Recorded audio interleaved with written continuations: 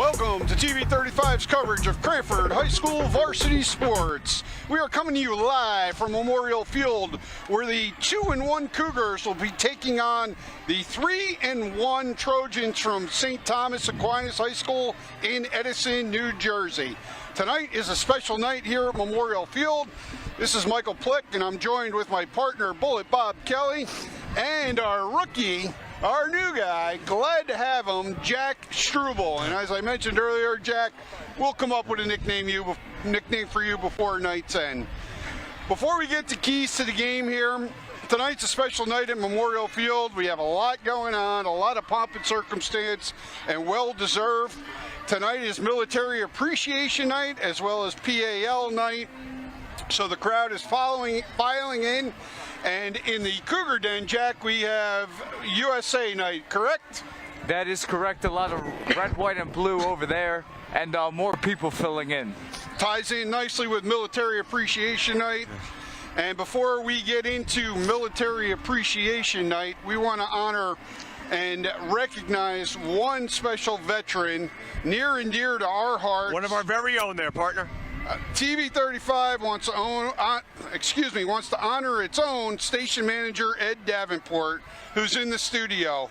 Ed, thank you for the service to this country. For many of you who may not know, Ed's dad, Harold, was in the military, so Ed was raised as an Army brat, as they say, and grew up in different parts of the world. Harold was a master sergeant who served for 31 years and was in World War II through the Vietnam War. He designed war weapons for Cobra helicopters and worked on the smallest nuclear weapon system called the Davy Crockett. Our TV35 Ed joined the Army at 18 and became a sergeant serving in Vietnam. He was in the Army for 3 years, but served 13 months in Vietnam from 1964 to 1965 and was communications officer for Advisory Team 7. His sweetheart back home, Mary Louise, wrote him a letter every day, and they've been married for more than 50 years, Bob Kelly. So congratulations, Ed Davenport. As you know, you're near and dear to our hearts, and thank you very much for your service. Congratulations, Mr. Davenport. To echo my partner, Michael Plick, thank you for the service. And thanks for bringing TV35 to the residents of Cranford and the surrounding towns. And in addition to Military Appreciation Night, or as part of Military Appreciation Night, the United States Air Force is actually going to do a flyover of Memorial Field after the presentation of colors by the Cranford VFW and the playing of the national anthem by the Cranford Marching Band. So very quickly, if I have time before we start, it's a C-17 Globemaster 3 flown by the 732nd Airlift Squadron, United States Air Force Reserve. And the pilots are Lieutenant Colonel Michael Atterbury, which he's a Cranford resident. His son John is a member of the football team.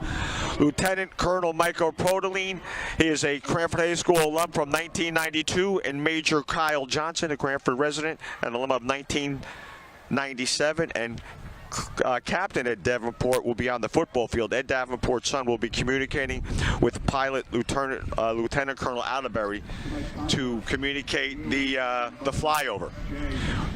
And also on that plane is a loadmaster, as they are defined, Senior Airman Fernando Carrera. So we appreciate their efforts. And this is going to be a special moment flying over Memorial Field. So the VFW is lined up and the presentation is about to begin. And again, the VFW always presents the colors here at Memorial Field for the football games. We appreciate that. We want to thank them for their service. The members of the VFW.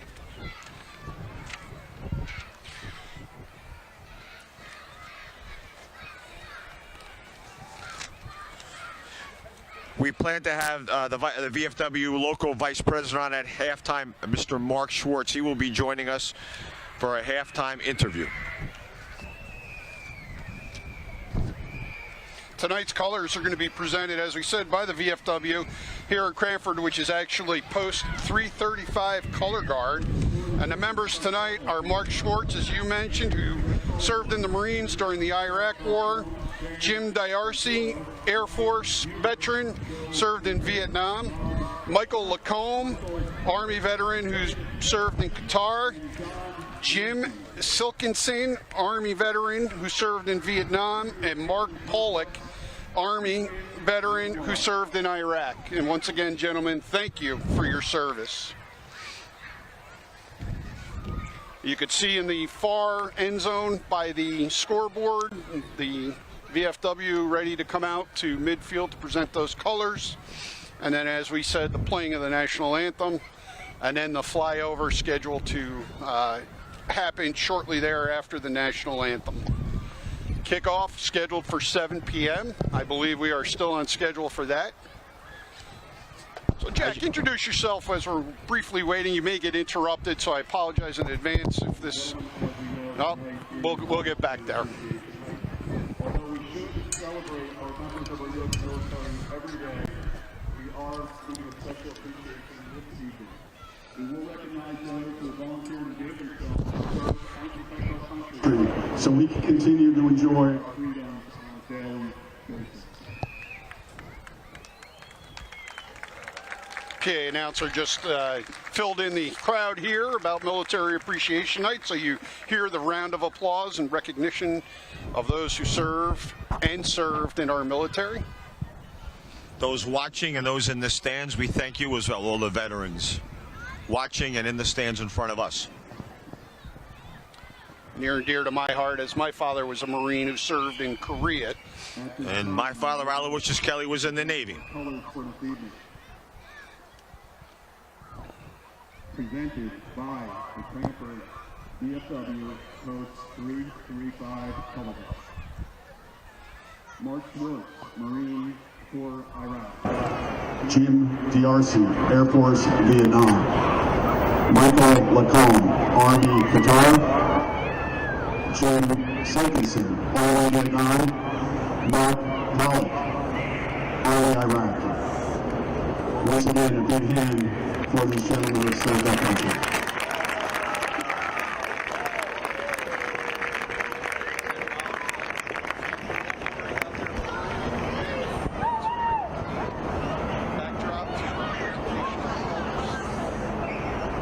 Would you rather be right here, right now, partner?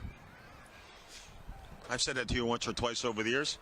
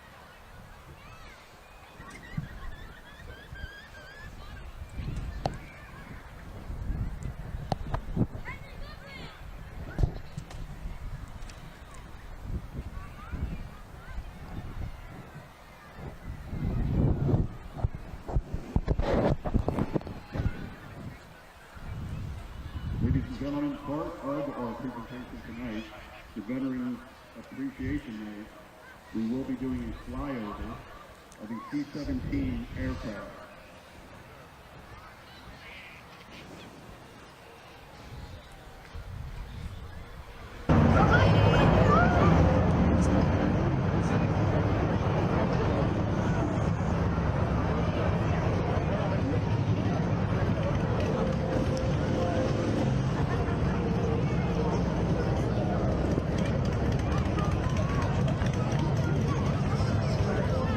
C-17 aircraft flown, Master 3 will be flown by the 732nd Airlift Squadron, United States Air Force Reserve. Pilots will be Lieutenant Colonel Michael Atterbury, Cranford resident, Lieutenant Colonel Michael Prodeline, Cranford football and Cranford High School alumni, 1992, and Major Kyle Johnson, resident. Once Cranford, again, we are minutes Cranford away from the High School flyover. It is a C-17 Loadmaster Globemaster Senior 3, Airman flown by the Fernando 732nd Airlift Squadron, United States Air Force Reserve. The pilots are Lieutenant Colonel Michael Atterbury, a Cranford resident. His son John is on the football team. Lieutenant Colonel Michael Prodeline, Once again, let's CHS give these alum from gentlemen 1992, also a member of the a big football hand team. for all their service. Major Kyle Johnson, who is a Cranford resident as well, CHS alum from 1997. Captain Ed Davenport is on the field. He is communicating with the pilots, and of course, the loadmaster is Senior Airman If I Fernando can ask you Pereira. all now to And rise we are minutes away from this and bring flyover. your attention to the south end zone, the American For flag. those that the flyover will be over the snack stand, so coming from the We Memorial will now side of the have field, playing flying of the over towards national the anthem by the Cranford High towards School the Marching Band, directed by Daniel Chernosky.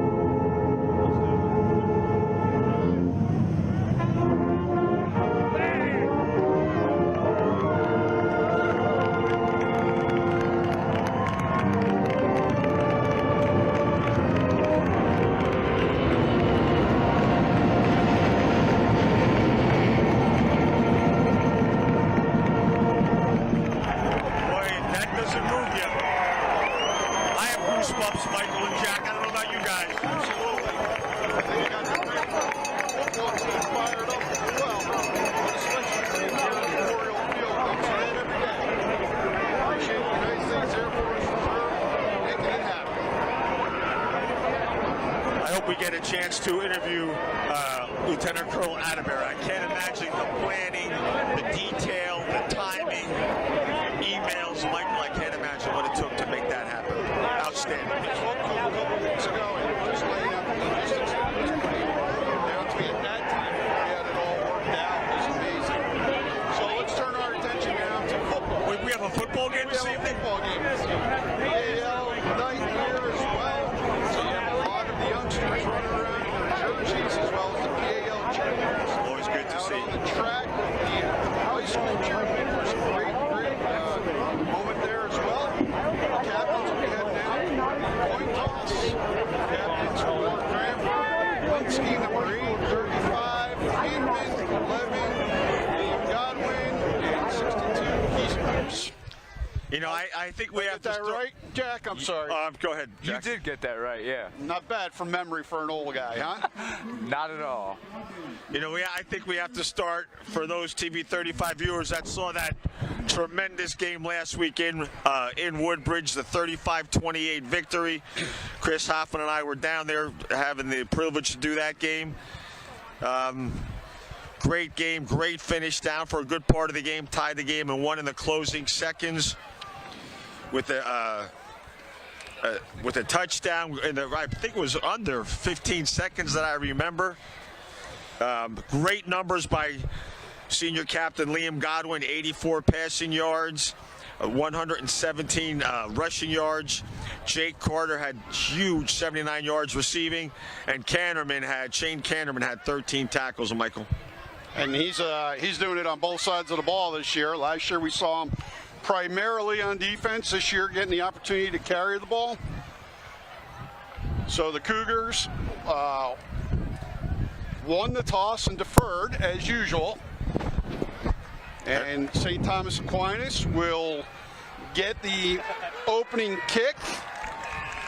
And they will defend, as we affectionately call it, the snack stand end zone to our right, where the scoreboard is also located. So for those at home, if you not sure, don't know the name St. Thomas Aquinas, it is formerly Bishop R in Edison, the former Bishop R in Edison.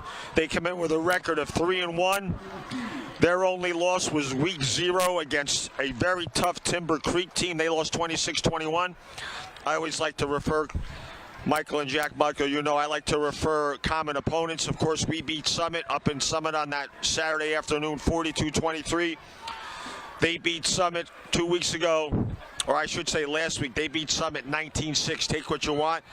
Sounds like they're very defensive-oriented, the Trojans of St. Thomas Aquinas. Yeah, the scouting report I got, and Jack, I'll turn to you in a second to see what the scuttlebutt in the school was, but the scouting report I got was they're very talented at their skilled positions. Their offensive line and defensive line are not as big as our guys, a little bit undersized, as a matter of fact. And so, you know, our offensive line is going to have their way with them, if you will, to open up those holes. Yeah, you know, this team, it does sound like a very good team, but, you know, I know Cranford will come out here and, you know, they're going to show some good competition. Yeah, man, how could you not tonight? I mean, this crowd is big. It's PAL night, the military appreciation night, and, of course, the flyover, but we're finally ready for the kick. And Godwin squibs one, bounces on the 20, received on the 8.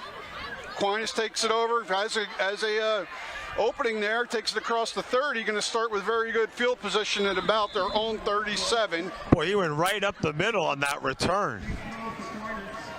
And as usual, the Cougar Den is late arriving, but the USA theme is very apparent. We want to give a shout out, as we always do, to the Booster Club for running the snack stand. I don't know who's volunteering or what the special is, Mr. Kelly, so don't ask me tonight. That's a common question. I can't believe you don't know that. I didn't get here early enough tonight. Got delayed. Got to work on that. You forgot to pick me up. Sorry about that. I'm kidding. I know. Twins to the left. Full backfield drop. Boy, right away. Right away up wow. the middle. Broken coverage. He's going to go for a touchdown. And the Cougars are going to find themselves down 6-0 early on. First play from scrimmage. Boy, oh boy. That was what was that? 65-yard pass play to start the game there, Jack? I mean, yeah, that was a real nice pass, real long pass. Found a way to get open right down the middle. And there's nothing I could say that was bad about that. Real nice play by the offense there. Boy, oh boy, that'll shock the crowd. People are still not even in their Silence a home crowd. You're right. A lot of fans aren't even in their seat yet. So they didn't even see that play. It's similar to the way that Cranford came out at Summit. They deflected the first pass from scrimmage and intercepted it.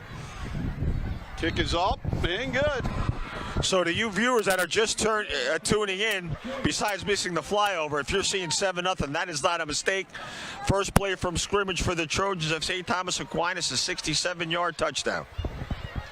Cougars down 7-0.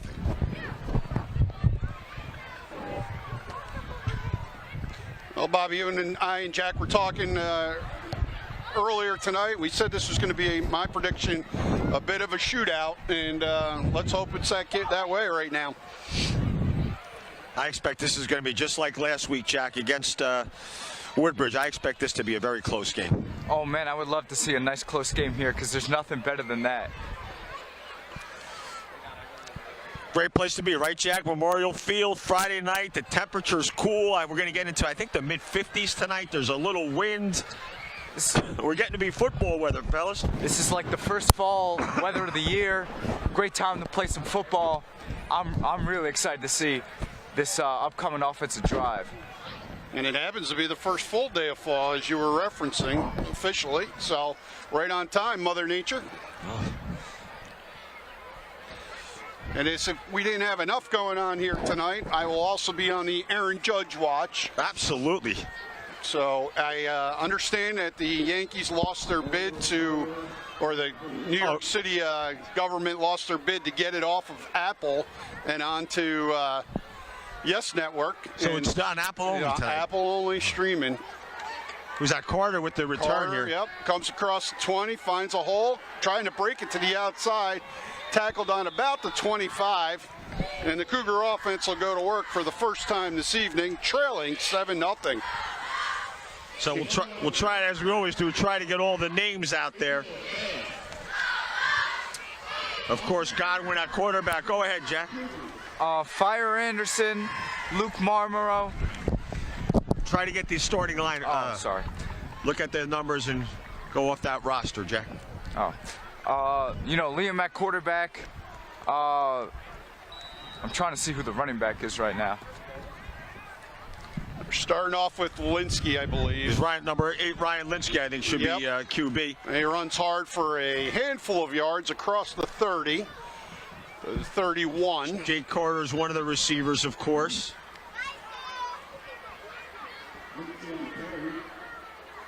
So Carasino was coming in with the play. Yeah, he is. He brings in the play. Ryan Carasino, number 38.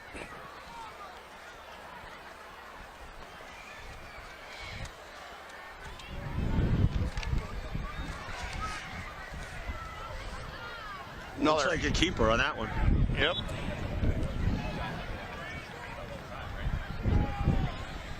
Looks like it'll set up about a 3rd and about 3.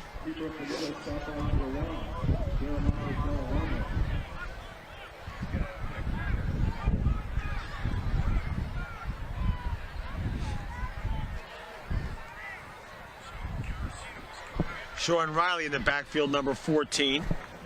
Little confusion, it looks like, amongst the Cranford offense. Got to watch the delay of game here. Big 3rd down. Boy, they've got to be close to a delay.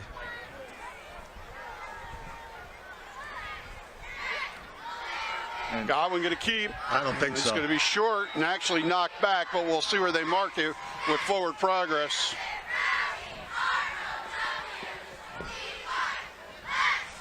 So it looks like it's a 3-and-out, Jack, for the Cougars on their first possession. Yeah, I was hoping to see a little bit more action, but, looks like they're out there to punt right now. Of course, Godwin does all the kicking, in addition to his quarterback duties. There's the snap. Pressure blocked. Goes straight. Still gets favorable yardage. He's fortunate there. But once again, St. Thomas is going to start with excellent field position. Trojans will take over 1st and 10. It looks like they marked it right on their own 45. I was wondering why that St. Thomas Aquinas, he was under it. I wonder why he did not handle that. He can advance that, can't he? Yeah, absolutely. But he seemed to just notice him shy away from that ball. He could have advanced the ball. He could have got some yardage on that, I thought. Anyway, this is the 2nd possession for the visiting St. Thomas Aquinas Trojans. So right in front of us, we have Joseph Bryback, number 22, on coverage. Handoff, bounces it to the outside. So on their 2nd play of scrimmage of the 2nd drive, they gain about 4. Wind may be a factor tonight, Bob, Absolutely. as we talked about early on. Linsky, number 8, playing free safety. Kerriman in the linebacker. Number 13, Tyler Veltre. Kerriman calling out the signals. Trips to the left for the Trojans, put a man in motion. Gonna hand off to the right side, a big hole. Nice open field tackle by Godwin, but not before the chains are gonna move in favor of the Trojans. Boy, the Trojans came out on fire, Jack. They've just been moving the ball real nice all night, and the Cranford defense has to kind of figure out what they're going to do with this very explosive offense. One of my favorite sayings is it's okay to bend but not break defensively, right? I referenced you last week, partner, when I used that at the Woodbridge game. I did reference you. I gave you full credit for that. I appreciate it. You're welcome. And another big run. A big hit at the end of the play. Because Canterman got his hands on the ball in a little bit of a tug-of-war, but it remains Trojans' ball. Number 81, Jay Caravallo out there on defense. 2nd and 5.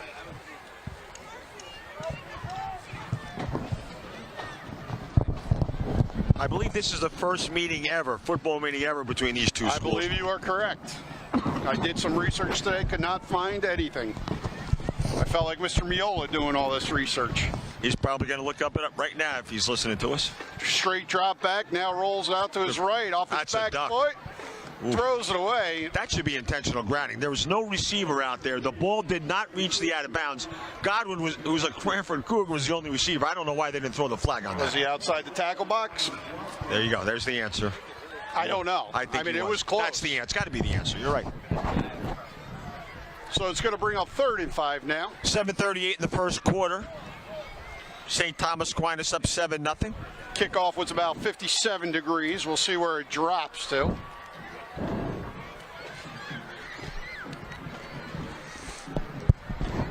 Second home game for the Cougars. I think it's important to mention that. Nice job defending the run there. Now the Trojans find themselves in sort of no man's land, right? I mean, they need 4th and 5. Too far to attempt a field goal. Too Jack, close to punt. What are you doing here, Jack? If you're St. Thomas, you're punting, you're going to stick with it. I mean, I feel that you're too close to punt, so I think they're going to be going for it. I don't know if they're going to run or throw the ball, but is that an a timeout? Official timeout. Oh, official timeout.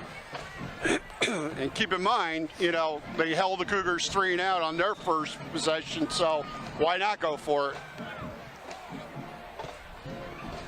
If I'm them, I'm running the first play I ran from scrimmage. Oh, right over the middle. Oh, incomplete. I thought he had that. He was open. He had some space there.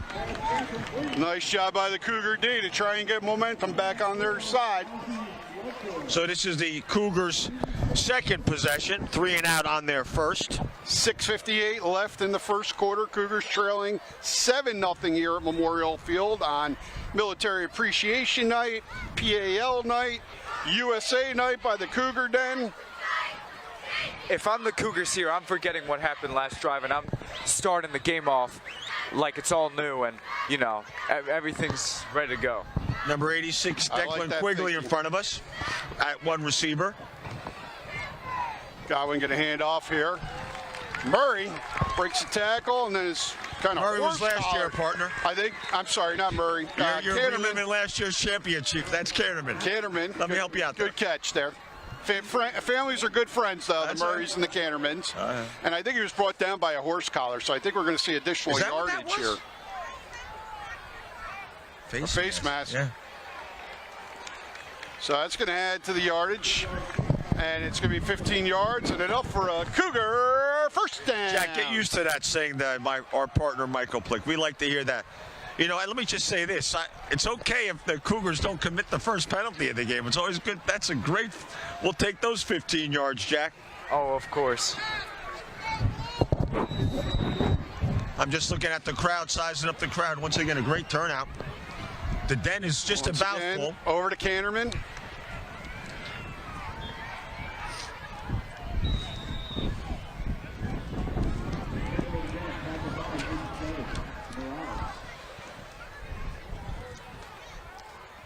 Number 51 on the line, Colin Pedeswa. I see him on the line. Pedeswa, yep. Pedeswa, 62. Heasters. His Heasters, of course. The lone returning lineman, of course, Faye being hurt for the year. See if the Cougars go to the air here on first down. They're going to. Right on cue. It's going to be short of the first down, but going to be a very manageable second down. I like that pass pattern, kind of safe. 8-9 yard gain, get a little rhythm going. Jack, I like that. Get Godwin moving. Good. That was a real nice route, real nice catch. And it's setting them up in nice position to get that first down on this third down play right here. That was Declan Quigley.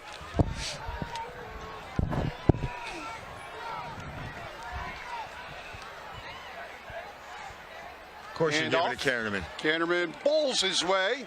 I think he's got more than enough where they mark it. Well, two officials have it marked differently, but either way, And chains are moving. Going to be enough for a Cougar first down. Riley comes over. Sean Riley's coming over to Coach Rosemeyer to get the play. Ball now sits on the Trojan 29-yard line. Cougars, Riley out, Jay Carter in. That's the usual. That's usually how they bring in the plays. Cougars trailing 7-0 with just about a little over 5 minutes to go in the first quarter. And Godwin's going to keep following Great run. Canterman through the backfield as a lead blocker. He got something out of nothing there. He got hit earlier, and he fought for a few yards. Big 74 Dylan McDonald laying some blocks out there. 2nd and 4, a gain of 6 on that play. It's been all action so far, Bob. A lot going around town in the next 6 weeks. We got to make sure we get to that when there's a break in the action. But right now, it's been all action. Boy, Cranford is a very busy town in the fall. Vibrant. Good word, vibrant.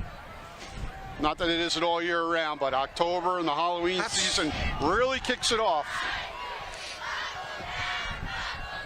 2nd and 4, going to the air again.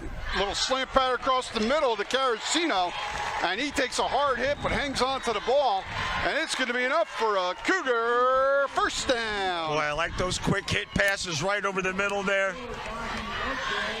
Ball rests, we'll call it the 12, probably in between the 12 and 11-yard line. Keep in mind, Cougars won the toss and deferred to the second half. So St. Thomas started with the ball and scored on their first play from scrimmage after a good run back on the kickoff, set them up with good field position. Still on his feet is, I believe, Canterman trying to strip the ball. I think you had the whole St. Thomas Aquinas team trying to take him down, Jack. Oh, man, he just does not go down.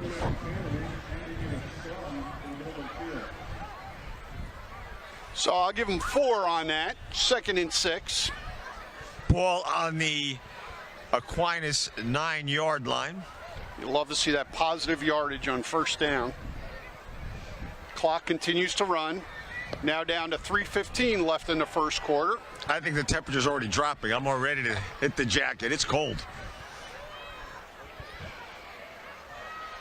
Going to be Godwin to the outside this time. Gets to the 5.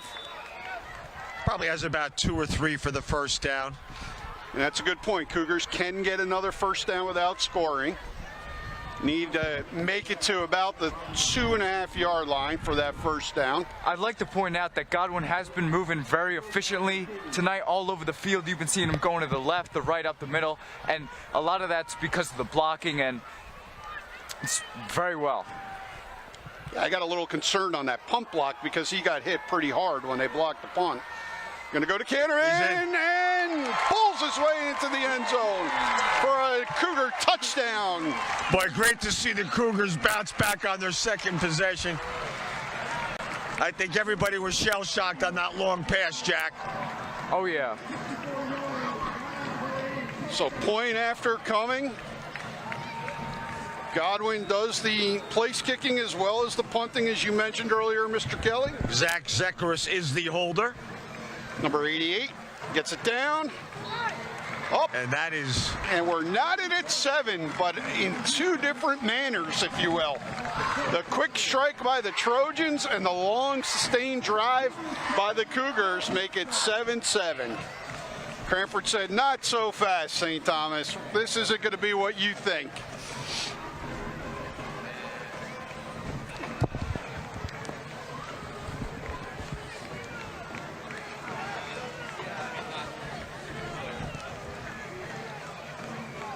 I would like to say that St. Thomas, they had some really big wins. They beat Scotch Plains Fanwood 43-0, and they followed that New Providence 49-14. So they do score some points. Back to my theory of a shootout, right?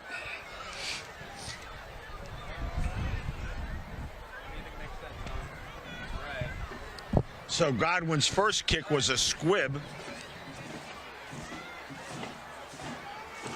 They started on about their own 37. St. Thomas on their first possession. Let's see what they do if they hit it deeper this time. It's kicking into the wind. Let's keep that in mind. Another squib. Another squib to keep it out of the wind. Fielded across the 20. Breaks it up to the middle of the field. 30, 35. Cranford trying to strip the ball and gains about the 39-yard line. I saw Godwin in the tackle, Linsky in the tackle, Luke Caldwell in the tackle. Yeah, the Cougars do not subscribe to specialists on this roster.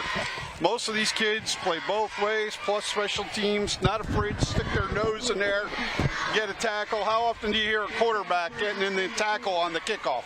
Who happens to be the kicker? That's Coach Rosenmeyer's way. Of course, we have Andrew Wozniak out there, number 7. Going to go to the air right away again. Again, open in the middle. This time the Cougars, nice open field tackle there by number 22 for the Cougars.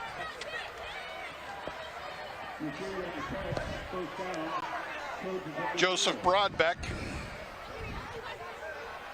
Quarterback is Jaden Young for St. Thomas Aquinas. Young had 131 passing yards last week. And Joel Morales had 85 rushing yards. Cougars trying to string it out. Trojans busted upfield and off tackle and get enough for, I believe it's going to be enough for a first down. It's going to be close. They haven't moved the chains yet. We'll see where they spot it. Now they move them. Yep. Minute 46 left in the first quarter. 7-7 here, but the Trojans on the move into Cougar territory. First and 10 from the Cougar 40. Hand off. Keeps his feet. Good tackling there. Good pursuit. Good tackle. Shedding blockers at defensive line.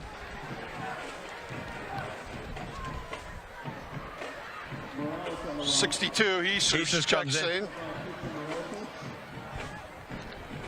Dylan McDonald out for a breather, number 74. Second and about 9. Going to go right to the air. One-on-one coverage down the sideline. Going deep.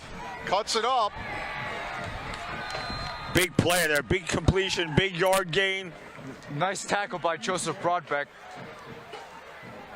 Cougars giving a lot of cushion to the receivers after that first play from scrimmage. Going to have to tighten things up. First and 10 for the Trojans. Deep in Cougar territory right now. 15-yard line. Fresh set of downs. Boy, Jaden Young has a nice arm for Aquinas. What year is he? He's a senior. Going to go back to the ground, breaks the tackle, another tackle, going to get into the end zone. I don't see any laundry on the field, so that one's going to count. Boy, talking about answering the Cougars. Man, oh man, what an impressive drive that was by St. Thomas Aquinas, Jack. They did that in a minute, 10 seconds. Marched down the field. Wow. It really is looking like that shootout that you guys were talking about before. And, you know, I'm just hoping that this game is going to be as exciting as it is in this first quarter.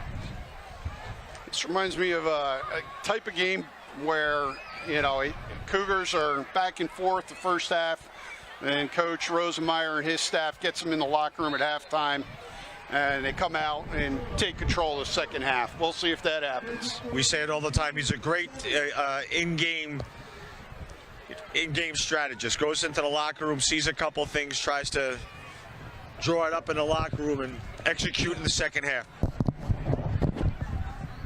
I think some of the things he's going to talk about as based on the first quarter is do not over pursue, stay at home, and we got to tackle. Got to make the tackles.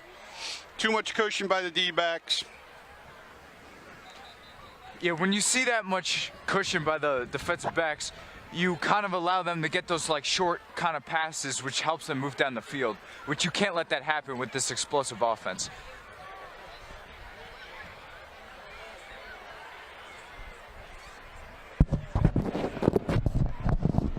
All right, officially my jacket is on. It is getting chilly out. I'm going to give a shout out to St. Thomas Aquinas. Number 18 happens to be my godson, Donovan Epps. playing special teams tonight as a sophomore for St. Thomas. Right over here on our side of the field right now, third in on the kickoff team.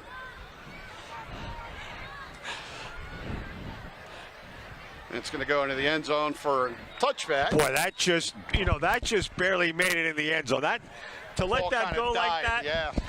That would have been disastrous. I thought that thing was going to bounce right back out. That was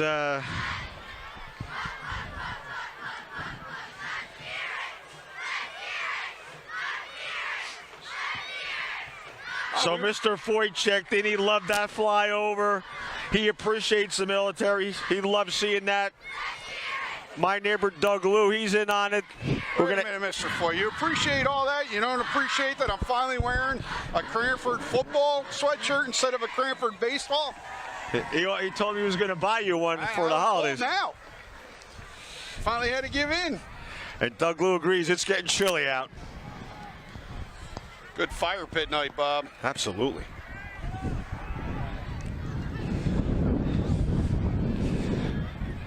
About 4 or 5 yards there.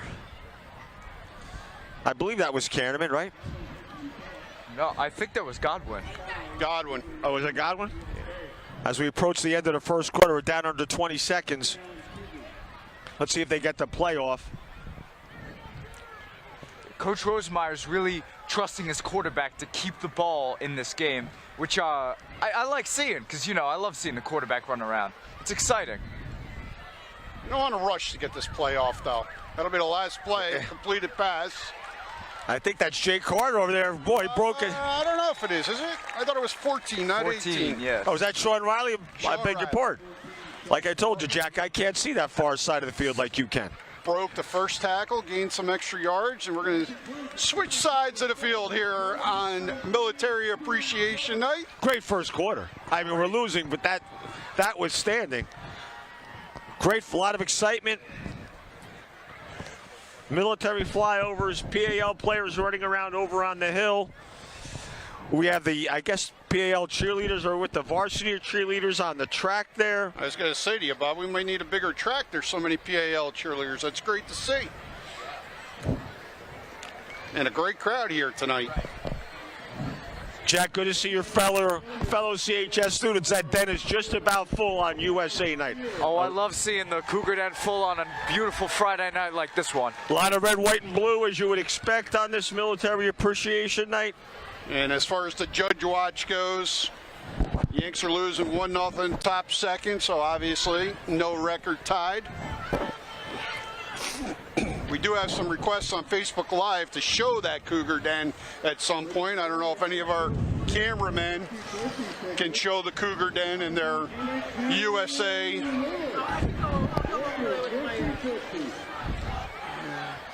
All right, so here we go.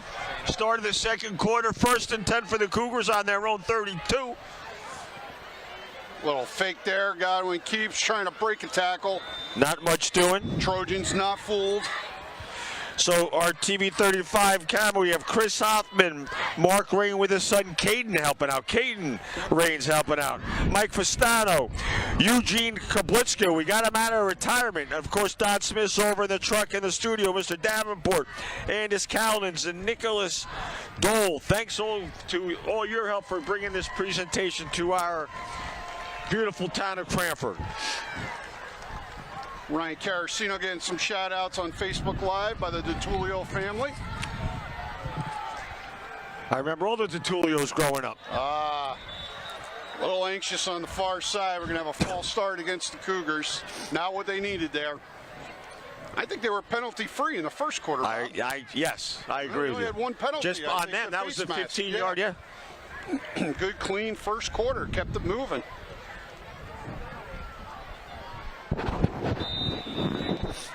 So here we go. 1st and 15. Handoff. Big hit. Boy, oh boy, that was a big hit. Linsky on the carry. Linsky's tough like him. Those guys take the hits and they bounce right back up. So I'm looking over the horizon to my right side, Bob, and we have our typical flyover of air traffic over Newark Airport. Oh, yeah, they're waiting to get in. Those They're players are waiting to waiting. get They're in line, waiting their turn to land. I was in that yesterday in a 5-hour delay. Air travel, huh? Don't you love it? Straight drop. I got what I like it. Looking downfield. Uh-oh. He just got leveled when he let go of that ball, and from then it just didn't look good. It was wobbly, and then, you know, the interception. He overthrew Carter. That ball I thought was for Carter. Riley was near, but I thought that ball was for Carter. Overthrew. Almost looked like it slipped out of his hand. I don't know if you saw it. Now, to Jack's point, Godwin is kind of favoring that right side. I hope it's not an arm issue after he took the hit. We'll keep an eye on that. Kind of walking gingerly down to the defensive side of the ball. As you mentioned earlier, a lot of our players, both sides of the ball, they're on the field for most, if not all, the game, as you mentioned earlier. Now, if I'm St. Thomas Aquinas, I'm looking for a quick strike here. 10:19 to go in the first half. Cougars trailing 14-7 and just turned the ball over. Going for the home run ball, and he has space. Did he catch that? Wow. What an amazing catch. You have to give him credit. Wow. Real Down nice to the catch Cougar 23-yard line, over the shoulder. It wasn't like that one-handed one by Pickens last night for the Steelers, but that, Jack, was a hell of a catch. That was a real hell of a catch right there. And, you know, I know you mentioned that Pickett's catch. I know it wasn't as good as that, but, you know, that was a real nice catch. Did you see his concentration? Did you see him contort his body to stay focused on that ball? When the quarterback let go of that ball, I really thought he overthrew him. So did I. But that receiver, you know, he was following that ball, and he knew exactly where it was going to go. Breaks through the line of scrimmage. Once again, St. Thomas deep in Cougar territory. You mentioned before the amount of points that St. Thomas was putting up in the games before this, and I could see why, because this offense just knows how to move down the field fast and efficiently. That carry was by Elijah Abbas Sharif. That was a nice run there. Second and about 1, I guess. And the Trojan quarterback has been spot on thus far. He's going to keep here. He's doing it all. We're going to get a holding call. That's going to be a hold. I was going to say that was a hell of a run, but that will be called back. A nice job reading the block, too, right? He bounced it outside yes. when he saw his blocker blocking to the inside, but unfortunately his blocker was holding. Fortunate for the Cougars. I think he held Godwin. I think that's who was on that one. So that'll bring the ball back 10 yards. Cougar Den going into their "You Can't Do That" chant.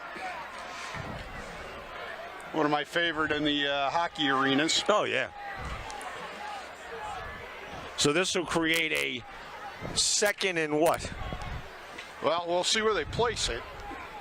Looks like a 2nd and 5th. Oh, wait, no. No, 2nd and... Did they Looks like decline the penalty? 2nd and 3. Yeah. Wait, what? They didn't mark off the penalty yards. I don't know what happened there. I was looking at the scoreboard. Something's Call it not... from the spot, maybe? If it happened on the 2 and they backed it up to the 15, That so I had to guess be- it's from the spot of the foul. I thought it was from the line of scrimmage, but that's the only explanation. They marked those 10-yard from the spot. 9:18 left, first half, here at Memorial Field on a gorgeous fall night. Those of you who enjoy fall, unlike Mr. Kelly and myself, enjoy it. We're going to bundle up here. Cougars trailing 14-7. Hey, Michael, to your point a moment ago about the track, if we can get it, that is a great shot right there, Jack. Look at all the cheerleaders, PAL, Cranford varsity. That is a nice sight with the blue and gold. From 140-yard line all the way down to the 25-yard line. I don't know what camera can get that. That is a great sight right there. It's good to see how many cheerleaders are in the PAL program. All right, so it's showing 2nd and 2. Yep. Cost them a touchdown, though. Think of it Gotcha. that way. It's a first down. First down, so they'll go 1st and 10 from about the 11. It is not 1st and goal. Clock is running. Once they reset the sticks. Let's use one of your bend not breaks right here. This is one we want to. Need a turnover, Bob. Need a turnover. We do here.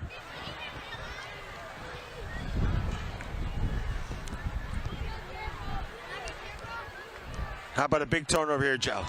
He's throwing it up in the air. I think that's incomplete. Had him. He almost brought that ball in, and if he did, wow, I would have been shocked. But real nice defense there to keep the ball out of the receiver's hands. It's such a nice touch on this pass. Absolutely. Tyler Veltri, number 13 for the Cougars. He good D on that route. 8:50 to go, first half.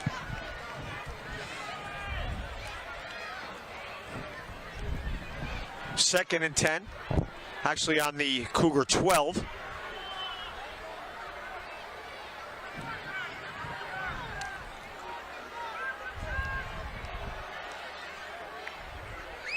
I'm going to stick to the ground Oh, here. boy, he's got room there. One man Oh, to great beat. tackle.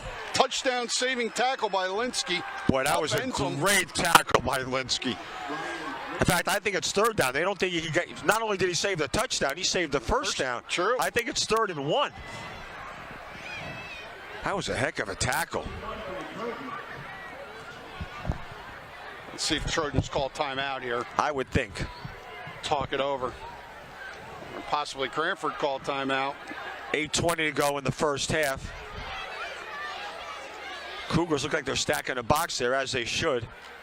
Gonna He'll run roll out. He's in, onside. untouched. Man, oh man. Wow. Shows Wow. speed and can do it with his legs. There's a late flag. I don't think that flag will be. I think the play is going to stand. I think there's a dead ball or something after the play. Something. I think the touchdown's going to count, but there's something happened there after the play. Let's see. Curricular activity, as we say. Something, yes, after the touchdown. I don't think that's going to be called back, but it could be against St. Thomas Aquinas. A little taunting, maybe. That might be the penalty. That might be it. So Rosie and the head official are having a discussion. You don't see that every day when the head official goes over right to the head coach. Clock shows 8:06. Are the points on the? They didn't put the points on the board yet. Did you catch that call? Personal foul be assessed on the kickoff. Right. The touchdown's going to stand, I think. Yes. As soon as he crossed the line, signal touchdown, the flag came out. So it was definitely. Wow. So Cougars now trail 20-7. 20-7, boy. 8:06 left, so plenty of time for the Cougars to answer. High snap. Blocked. Oh. Absolutely blocked. Who got in there?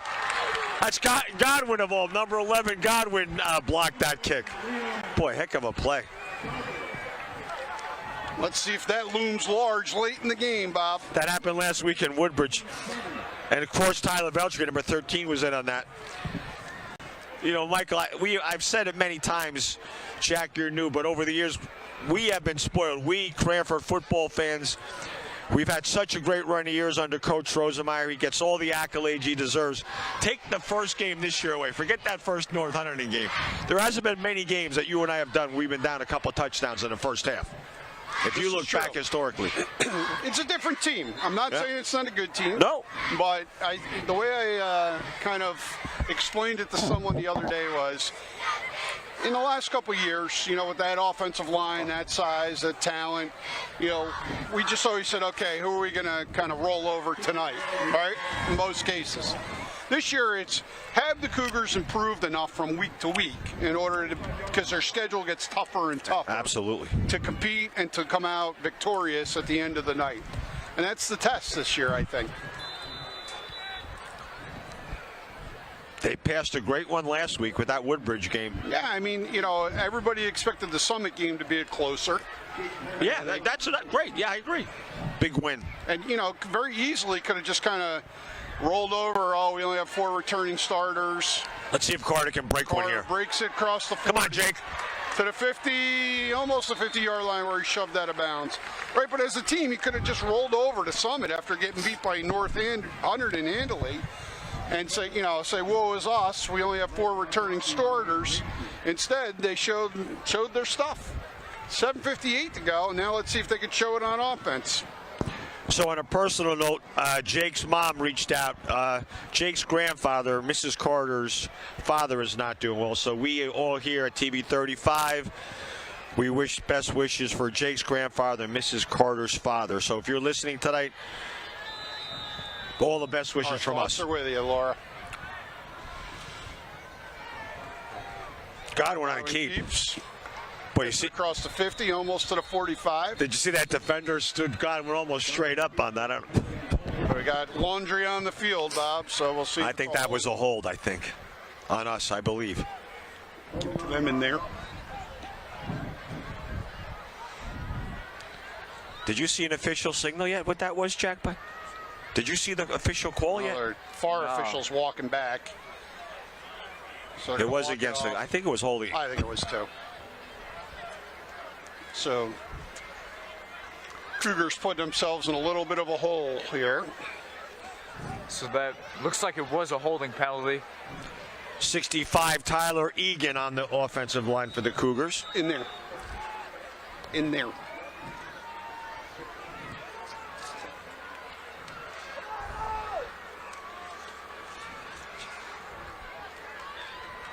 So Jake brings into play Jake Carter.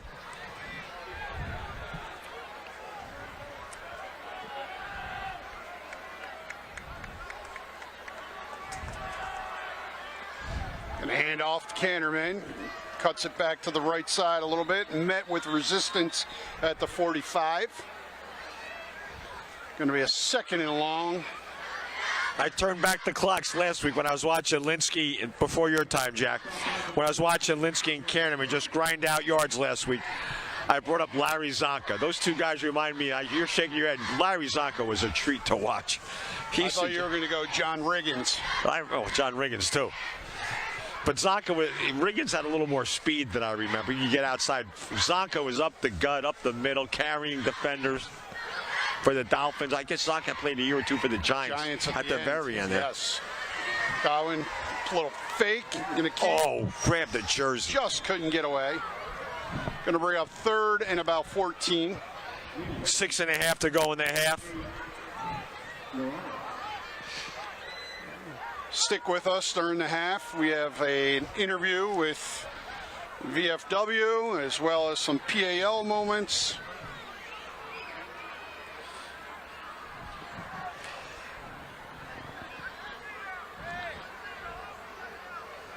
It's going to be a busy halftime show. I had talked to Chris this morning. I'm like, hey, man, sounds like Bob and I are working right through our break. We got to talk about that.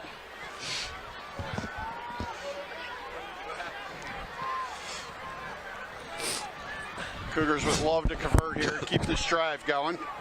Straight drop, going to Looking throw it downfield. Way to come back to the ball, even though you're short of the first down. Junior Sean Riley with a nice grab. Yeah. Got to punt it here, Bob. Got to punt it away and try to flip the field. He is 2 yards short, we'll call it. Now, keep in mind, the punter is Godwin. Yeah. You've seen in years past, a little fake. Roll out to the right.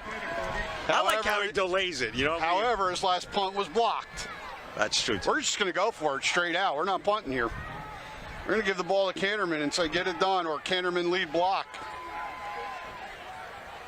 Overloading on the left side. Godwin follows Canterman. Boy, he got it. That last effort, he got it. Move those chains. Go ahead, partner. That's a Cougar first down. It's a great call by Coach Rosemeyer there. Went right over the left side. Like I said before, Liam Godwin has just been able to move that ball very well tonight, and it's been helping the Cougars a lot. So 1st and 10 for the Cougars on about, what is that? About the 33 of the Trojans. Godwin, a little flare out. Cut down, nice open field tackle there by the Trojans. Going to bring second and long, probably about 7, we'll call it, maybe 8. That was Quigley on the reception. There's a new wrinkle for the Cougars tonight, and really run that play up to that point. Yeah, I like that call. Approaching 4 minutes and a half. 20-7, the Cougars You want to choose some clock are here. losing that.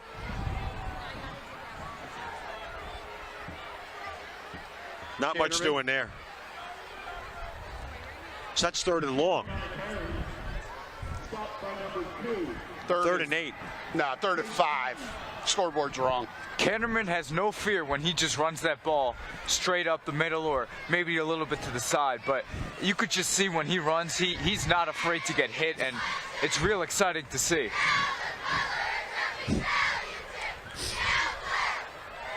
It's 4 down territory, Bob, so keep that in mind. Absolutely.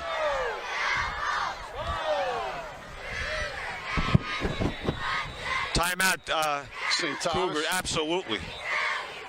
Oh, no, the defense called timeout. Defense didn't like the look. Yep.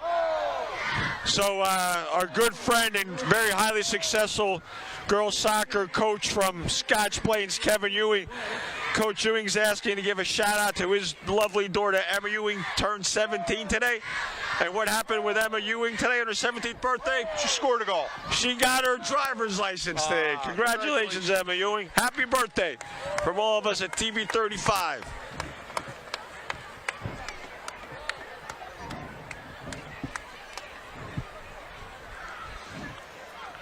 So, yeah, the defense called that. They didn't like something there, so they're...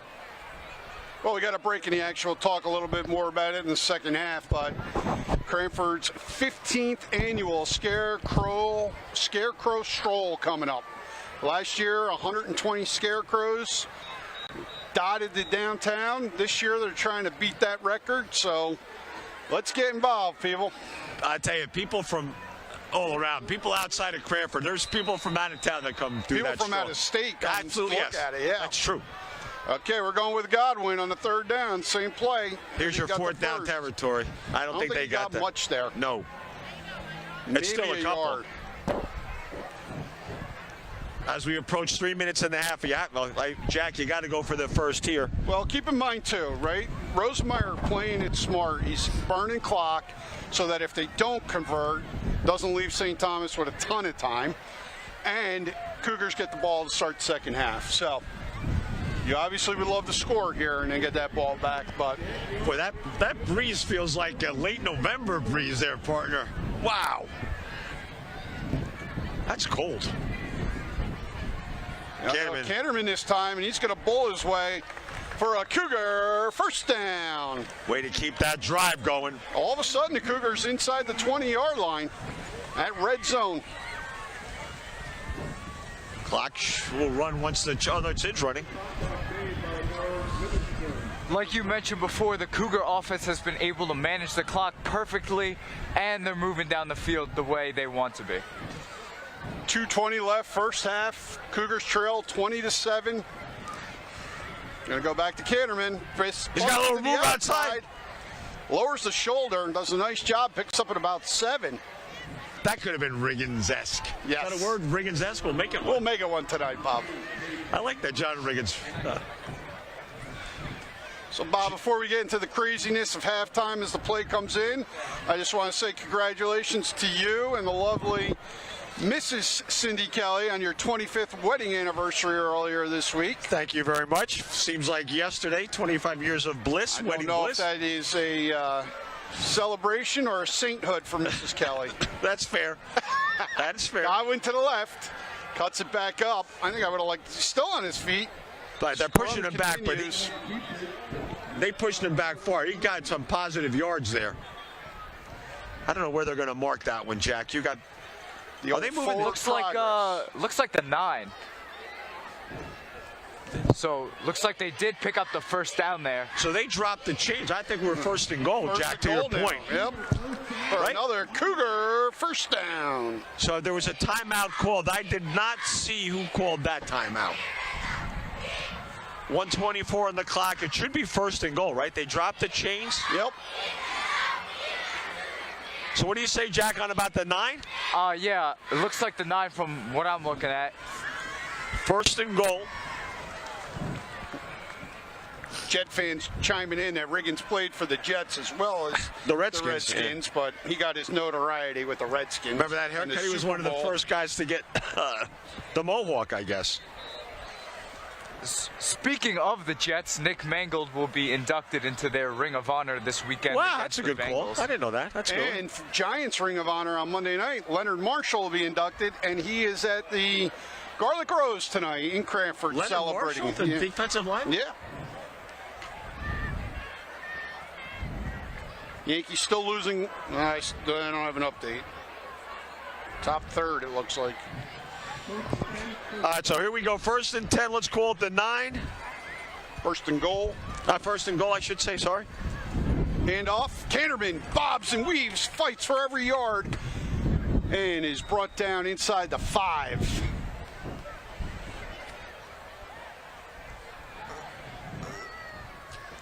Boy, to both of your points a moment ago, down 27, but Coach Rosie using the clock to use as, not to get the ball back to St. Thomas Aquinas. Well done. Oh, Canterman dropped immediately. No gain there. Got to call a timeout here. Yeah, Gotta call. under a minute, and there's the timeout. Got to call, yeah. So it's 3rd down. 3rd and goal. Jack, what's that ball at, about the 3? I think it's at about the 4. Boy, I always like a little play action to the tight end over the middle here.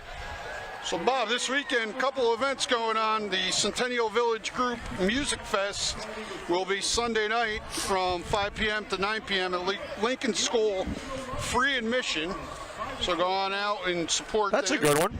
The Pooch Plunge over at Centennial Lab Pool. Oh, yes. Registration's required. That'll take place on Sunday as well. Small dogs from 10:30 a.m. to 11:15. Medium dogs, which weigh 20 pounds to 50 pounds, 11:30 a.m. to 12:15. And large, 50 pounds and over, from 12:30 to 1:15 p.m. All right, so here we go. 3rd and goal, call it the 4. I guess they'll keep it on the ground, but I love that play action, quick hit. Now we're going to follow his block, and I don't see a signal. no signal yet, but he's definitely advanced the ball. So Cougars will probably use another timeout here. Clock with is 40 running, yeah. seconds. We're under 40 Fourth down. seconds. You only need one play, breaking either Yeah. way, right? So he'll run it probably down, I run guess. it down. He'll probably take 10 seconds, I guess. Yep. 25 seconds. And I've lost track of timeouts, so this must be their last one, I think. I'm pretty sure it is their last one, yes. Timeout, Cougars. 12.4 seconds left. So, Michael, one of the events this weekend is called Pasta La Vista, and it's a fundraiser for a great cause right behind us, the Cranford Family Care fundraiser. It's $5 a ticket. Participating restaurants, $5 for a pasta, to taste their pastas from all the restaurants doing it. So that sounds like a good. I like a little pasta. Michael, Jack, how about you? Pasta? Oh, I love pasta. It's one Why of my wouldn't- weaknesses, Bob. One of my Why wouldn't weaknesses. you? So that'll end the timeout. We'll have the final play of the half, So 12 most point- likely. So they got to be on the 1, Jack. Take a peek. It's got to be the 1 or inside the 1. That's what it looks like. I actually think it's at the 2. That's on the far side from us.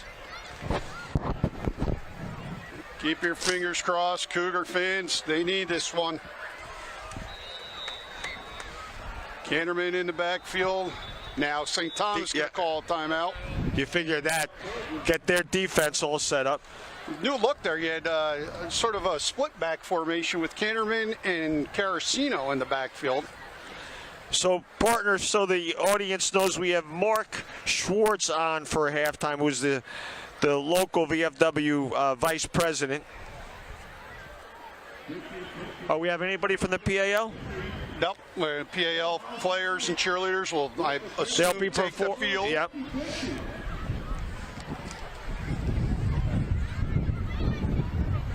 Boy, Mr. Bruns hasn't made his way over yet to sell us 50-50s, Bob. We can't get cut out of that. I should say Mark Schwartz is the president of the local VFW. Yeah, I don't know why, and I'm going to ask him that. I always thought it was called a commander, but I guess I'm wrong. We're post number NU 335. So he's coming up here. Here we go, gentlemen.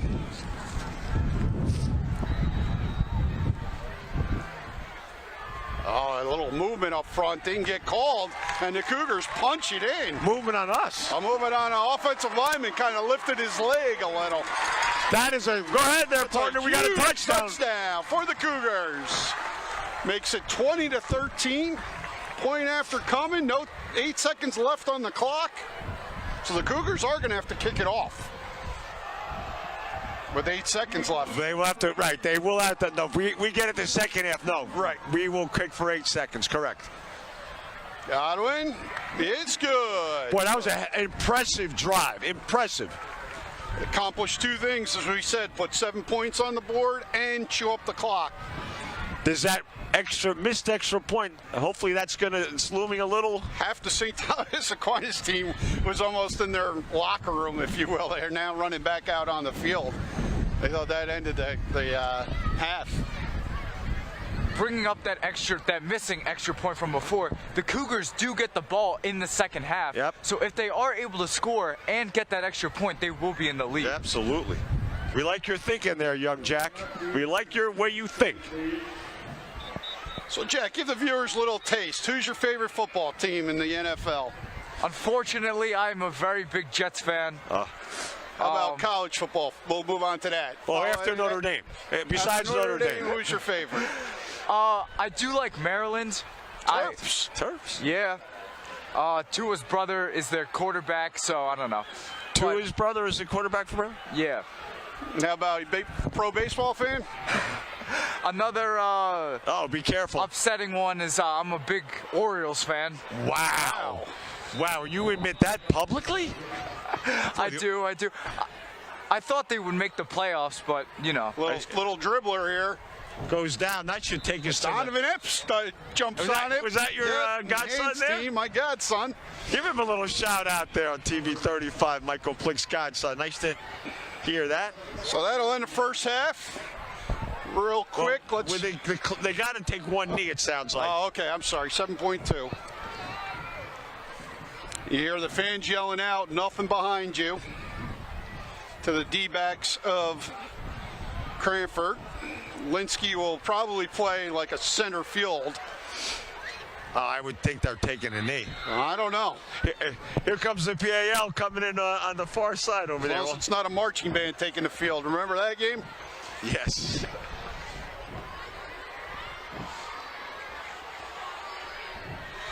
PAL, those kids are... They're not taking a knee, Bob. They're going for it. Oh, they are going. Wow, you called that, Michael. Runs, throws, incomplete. 1.1 seconds on the clock. I believe that is the official clock. Now, I don't know if one of our cameras, as the PAL, I'm going to say, gets ready to pile in here. There's a few players over there. Great to see the numbers.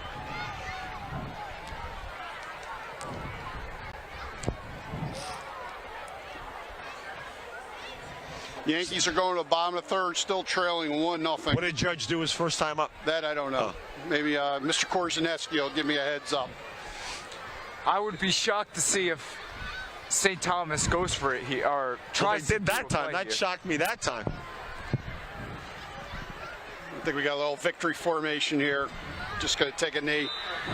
And that'll do it for the first half. Cougars trailing 2014 here on Military Appreciation Night.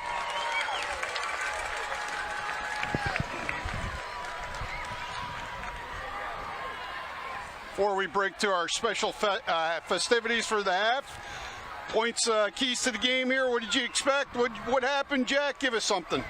I like to see how the offenses were kind of shooting back and forth. St. Thomas is going into the locker room with the lead, but Cranford is going to be coming back out with the ball. So I think that if Cranford brings the explosiveness that they had in the first half, they could get right back in that lead. Bullet Bob? To your point earlier, you said at the top of the broadcast that Cranford has a little bit of size on St. Thomas Aquinas. That long drive to close out the half. Let's see if Cranford can start wearing down the opponents tonight? Yeah, I go to Advantage Cougars in the second half, taking momentum into the locker room on that scoring drive, and you can't ever bet against Coach Rosemeyer Never. with in-game adjustments. Never. So I give Advantage Cougars coming out in the second half. All right, gentlemen, we'll be back with second half action, but right now, the PAL is going to take the field. And the PAL will have some festivities, and we're going to interview Mark Schwartz after a few moments of the Cranford PAL taking the field. You got the Cranford PAL cheerleaders kicking things off for us first. No.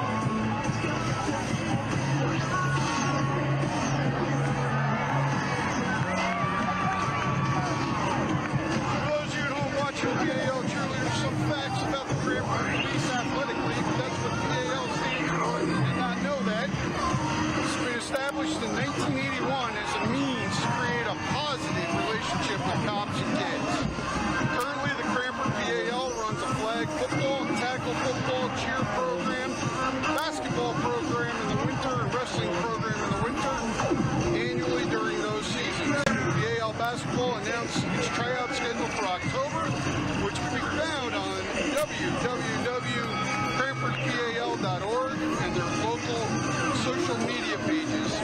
PAL basketball is for grades 4th through 8th grade. PAL wrestling sign-ups will be announced in October, and this program is offered to kindergarten through 8th grade Cranford students. I'd like to thank all our volunteers for making the PAL a success, especially program directors Chris Caro, Emily Fuentes, Melissa Hoffman, Jim Kwiatkowski, Jim Donnelly, Kevin Murray, Kim Dispensa, Pete Scholes, Pat Daly, and the police officers who volunteer their time to administrate this program, as well as the PAL board, and a special shout out to Matt Nazaro, who's been providing his leadership to that PAL board for some time now. I'd also be remiss in not mentioning Chris Polito, who previously held that role prior to Matt Nazaro. So congratulations to the PAL, great organization in town, and the relationships they build between the kids and the police officers is amazing. Come on out, watch some PAL football or PAL wrestling and basketball in the winter.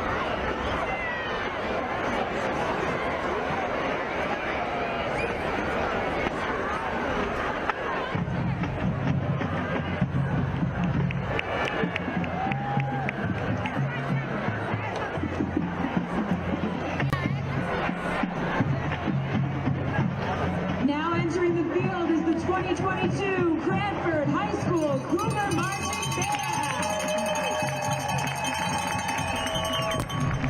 The band is under the direction of Daniel Chernosky, AJ Felici, Dan Frieri, Esmeralda Fire, and Karen Makoviak.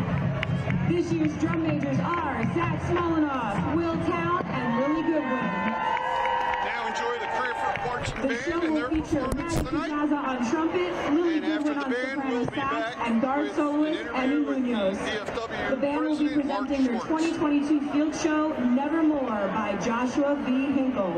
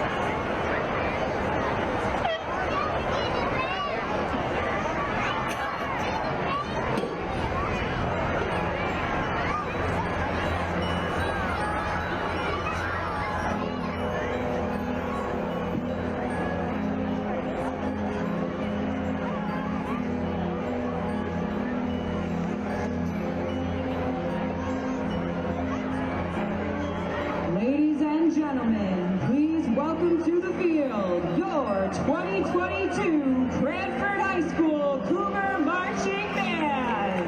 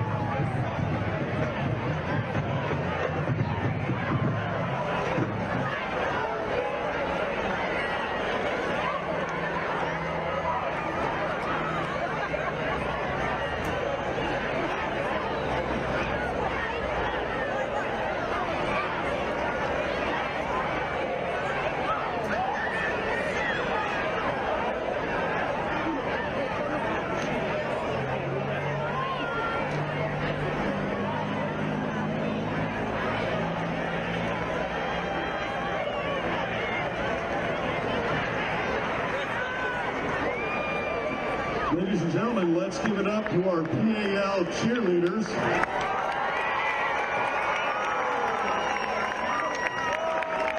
Cranford PAL, established in 1981 as a means to create a positive relationship with cops and kids.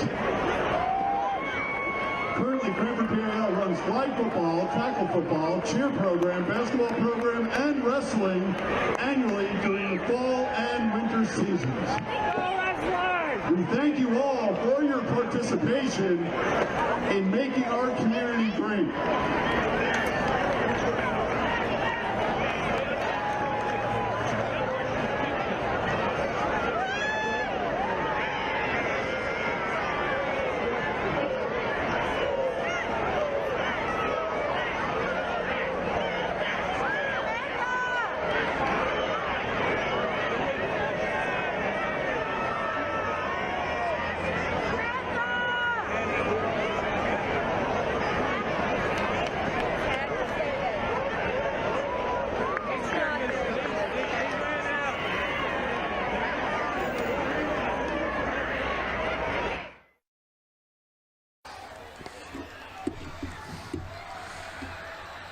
Welcome back to TV 35's coverage of Cranford High School varsity sports. We're at halftime here at Memorial Field where the Cougars are trailing 20-14. We have a very special guest tonight on Military Appreciation Night. This is Michael Plick with Mark Schwartz. Welcome, Mark. Thank you. It's an honor to be here. So, Mark, tell us a little bit about yourself. We'll start there. My name is Mark Schwartz. I served in the Marine Corps for 10 years in the reserves. I was in Iraq for Operation Iraqi Freedom in 2003. I've been in the VFW for about 5 years, and I took over as the commander of the post this spring. Congratulations. Thank you. And who was the previous commander? On the spot. That was William Hinkle was our previous commander. Great, great. So tell, for people at home may not know exactly what the VFW does, so if you give a little background on that, it'd be greatly appreciated.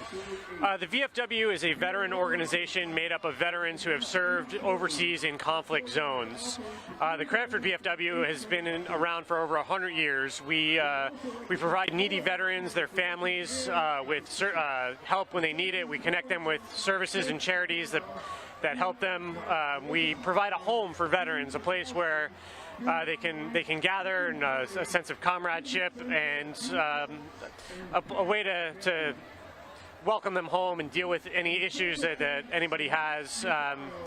That they brought home from the wars. Great organization, a great need, obviously, with our veterans. Absolutely. Those who may not know where the VFW is located in Cranford, I know it's next to TD Bank.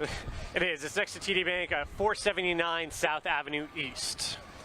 And then, how does the VFW raise funds? We have a variety of fundraising efforts. We just had our annual post picnic that raised over $1,500, $1,000 of which we donated to the Cranford Rescue Squad. The rest of that money goes into our relief fund, which provides for money for needy veterans, needy veteran causes. It goes to our scholarship programs, which are ongoing right now. We have two. It's Patriots Pen, which is open to 6th, 7th, and 8th graders. It's an essay competition, and we have our Voice of Democracy competition open to our high school students, which is an essay program that they read and submit their speech. Great. And then some of the other fundraisers, hall rental. We do hall rentals. Hall rentals. We sell. We solicit donations for poppies. The Buddy Poppy is a symbol May, of. Right? It's primarily in May, but we do it year round now. Okay. It's a symbol of those veterans that have lost their life. It's an international symbol, and so we distribute poppies and collect donations for that. We're working on a lot of other fundraising. Some new fundraising opportunities coming in the future. Great. So, keep us posted on that. We'll absolutely. get it out on TV 35. Right. How many members currently in the VFW in Cranford? We have over 200. We're approximately 221 or 22, depending on where the applications process is. We have a couple applications that are pending at the moment. So great, great. So it's definitely a well-attended membership. You hear sometimes VFWs in other towns struggling to get members, but that's not the case in Cranford. There's fewer and fewer eligible veterans every year, which is a good thing in a way, but the Cranford VFW is very active. We have a lot of young members. We have our Memorial Day services this past year. We had 6 members under 50 participate in the color guard and as readers. Our post picnic just had, there dozens and dozens of young kids running around. So it is. We are a vibrant, active post. Excellent. That's great news. And we appreciate you here on TV 35 every home football game doing the color guard. We always like to give our thanks to those who served. My father was a Marine in Korea, so I know firsthand what it takes. Any other information about the VFW itself? Well, I'd like to give some special thanks to our color guard for coming out tonight, and I would like to thank our state commander, Jay Boxwell, who is a Cranford resident and member of our post, for attending tonight. It's always an honor to have the state commander in attendance. Absolutely. And a special thanks to our pilots, especially Lieutenant Colonel Atterbury, who was instrumental in putting together the flyover that we had today. That was a really special moment. Absolutely. I was going to talk about the flyover and your feelings on that, but you just expressed that. But I could tell you the buzz amongst the crowd and what we got on social media, pretty amazing sight to see. I agree. It was a once-in-a-lifetime event. So yeah, I mean, you can't, when Michael Atterbury approached me a couple weeks ago and told me that this is what he, was trying to pull off, I was like, you do know it's a high school game, right? Which is great that he was able to pull it off. It was. Cranford is a special town. All the pilots were residents of Cranford, and the sense of camaraderie and community service that Cranford has it's amazing. It's a tribute to the legacy of our veterans. Cranford is the ideal that they fought for. Absolutely, and I know, as an alumni of the Cranford JCs, you guys work closely with them as well. Yes, the JCs are great. I'm actually a member of the JCs myself. They work closely with the VFW. We wouldn't be able to do as much as we do without the support of the JCs. That's great. Now, if someone wanted to join the Cranford VFW, do they need to be a Cranford resident? No, membership is open to any veteran. You could live in Hawaii or overseas and join the Cranford Post. In fact, anyone that would like more information on it, we have a new website. It is vfw335.org. All of our information on our upcoming events, our calendar, and membership information will be available there. Great. Anything else you want to get out? I just want to thank the town of Cranford for supporting us and letting us have a military appreciation night. There's a lot of our Vietnam veterans remember a very different atmosphere when they came home, and I'm very thankful that our Iraq-Afghanistan veterans have not had to face those same hurdles. Right, absolutely. Well, the greatest of respect from myself and my team and all of TV 35 and the residents of Cranford. Thank you again for your service, and thanks for coming out tonight and participating in the interview. Thank you.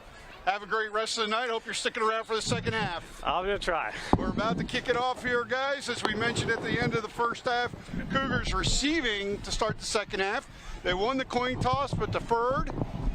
A high end-over-end kick going to be fielded by Linsky at the 10, across the 15, the 20, 25. Got a little bit of a hole across the 35 and brought down at the 39. So the Cougars will start in pretty good field position as my partners get mic'd up here. Welcome back, Bullet Bob Kelly and Jack Struble, our newest member of the TV 35 broadcast team. Well, thanks for giving us a lot of time to get back set up there, partner. Way to go. Hey, Bob, you give me a mic, I'm going to fill the air. I understand no that. Shortage. So we have 1st and 10 for the Cougars on their own 34. First play from scrimmage to start the second half. Let's keep that momentum. Linsky gets the call this time. He gets it across the 35, almost about the 36-yard line, 37-yard line, we'll call it. And Mark Rain was our camera person right next to us in the first half. Now he switched over to Don Smith. Thanks, Don. We got to ask Don Smith, how many years have you been volunteering for TV 35? 27. Wow. He's competing Thank you with for all Ed your Davenport. efforts there. 95. Hand off, back to Linsky. Not much there this time. Still Strong grinding. He's push. still grinding. I bet he got another 3 on that last push if they. So I got word from Mr. Korzaneski that Judge flew out to deep left field his first at bat. Thank you, Mr. 0 Korzaneski. for 2, but I think the Yanks have tied the game. Boy, they were letting St. Thomas kind of warm up on the baseball I saw that, field. yeah. And now the lights are on. It brings it's tremendous brightness from that side. So 3rd and 3 here. Opening drive, second half. Wow. Linsky bounces off a hit. Still on his feet. Not able to get much past the 40-yard line. Going to bring up 4th down here. Actually lost the yard. It'll be 4th down. It's going to be a 3 and out here. Here comes the punting team. Nice defensive stand there by the Trojans from St. Thomas Aquinas there, Jack. Let's not call it yet, Bob. Let's not call it yet. That was a nice I start. know we're going to punt it away, most likely, but you never know with Coach Rosenmeyer when your punter's your quarterback. Fair enough. Rolls to his right and boots it away. That's a End good over kick. end. Oh, takes a Trojan bounce, but now a Cougar roll. St. Thomas Aquinas, the former Bishop Bar and Edison, they will take over on about their 24-yard line. They missed an extra point kick. It was blocked late in the second half, so that's why it's only a 6-point differential with the Cougars trailing. We'll see if that looms large at the end of the game. So, Jack, let's see if the Cougars can counter with their own 3 and out here. So, Bullet Bob, did you enjoy the halftime meal? Some of us were working, yeah?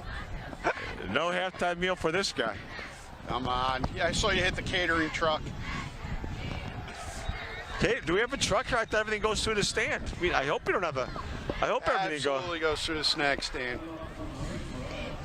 You did miss the 50-50 sales, though, so. Did Mr. Bruns come through? He did. Oh, I missed him. You saved your money this week. All right, no gain on the first play there. What is this? The Cougar Den partially on the field here. What's going on, Bob? Option here, he's going to keep. Boy, he's got move. Definitely a first down. Godwin took the pitch man and nobody picked up the quarterback. Great run there by Jaden Young, the QB for St. Thomas Aquinas.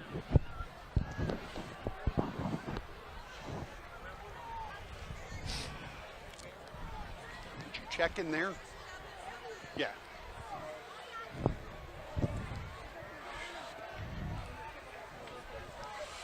Quick hitter outside. Nice open field tackle. Nice open field tackle there is right. Nice tackle there by Joseph Broadbeck.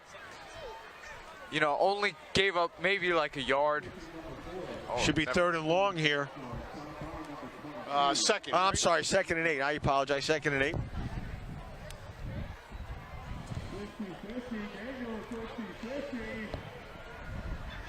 How many years has a red Cadillac been involved? To their credit, many years on their. Donating a dinner for 2 or a gift card. That's the second prize in the 50-50. 8:20 to go, 3rd quarter. Cougars down 20-14. Rolls out to his left. That's a duck. Oh boy. I thought that. Rolls out to his right, my left. I thought that had a chance to get picked off. Andrew Wozniak on the coverage, Godwin and Linsky. That ball got between all 3 of them. Not much zip in that ball, kind of a floater. It was the first one tonight that he really threw that way, but again, swirling wind may have held that up a little bit. A lot of rolling out on this drive by St. Thomas, especially to that right side. That's a false start there. I don't know if you saw that, Jack. Sorry to interrupt you. I think half the line was up before the ball. Bullet Bob Kelly was calling that before the referee Oh, get his my flag Lord. out of his pocket. That was terrible. So they march off the 5 yards against St. Thomas Aquinas. Setting up a 1st and 15, 8:11 to go, 3rd quarter. Straight drop this time. Pick that off. Nope. That ball a little more zip on a tight spiral on that across the field. Good job leading his receivers. Yeah.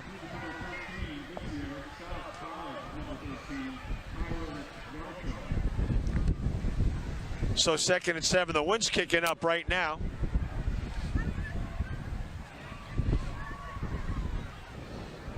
That flag is really going full steam over there. That It's swirling. oof. The old Shea Stadium.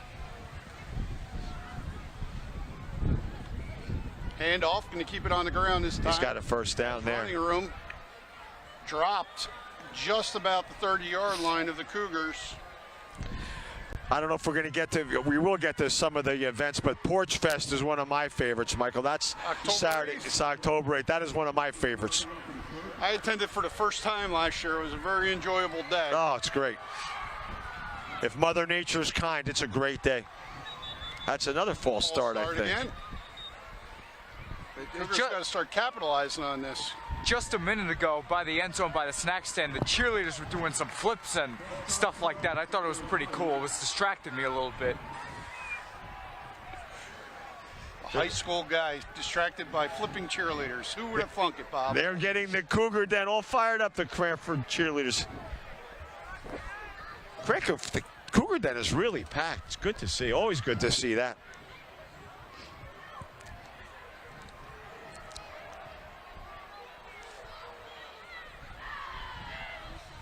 Drop straight back. He's going for the home run ball here. Double coverage here. That's intercepted. Intercepted by Linsky. He's bringing it out. He's bringing it out.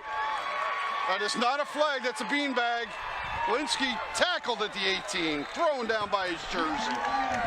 We needed that. That may need a break that the Cougars need, exactly. Got a lot of whistles and a flag down in the backfield now. Once again, dead ball foul. That play's going to stand, I would think, right? I don't know. I didn't see when the flag was thrown. I thought they were dead. It was thrown after, I'm pretty sure. It's going to be against the Cougars.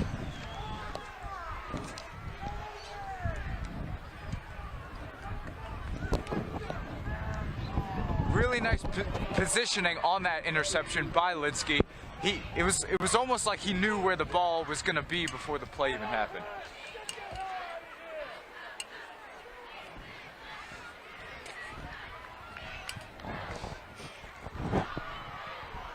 So it was a personal foul against the Cougars. What do they call the personal? Was it a? May have hit the quarterback light, but that would have been roughing. That couldn't have been roughing. It wouldn't have. That would have. Play wouldn't have stood. So it was a dead ball foul. Backs the Cougars up deep in their own territory. Ball sits on the 9. Gonna throw right away. He's going deep. The corner. Just Did out. I see a flag come in? I thought I saw a flag coming in from the back judge So here. it has to be either an offense or defensive pass How would that interference. be defensive. Or hold, maybe a defensive hold, but that's. You see the St. Thomas Aquinas player holding their helmet like, not me, but I think That was just a bit overthrown. Did that hit Jake's fingertips? right off the end of the fingertips. Yeah, that was close.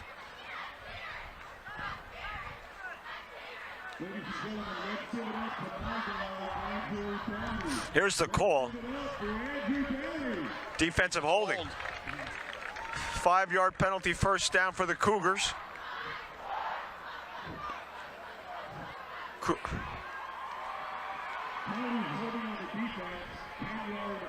That's a 10-yard penalty. 10-yard, yeah. That's enough for a Cougar first down. 6:42 to go, third quarter. Boy, great crowd tonight.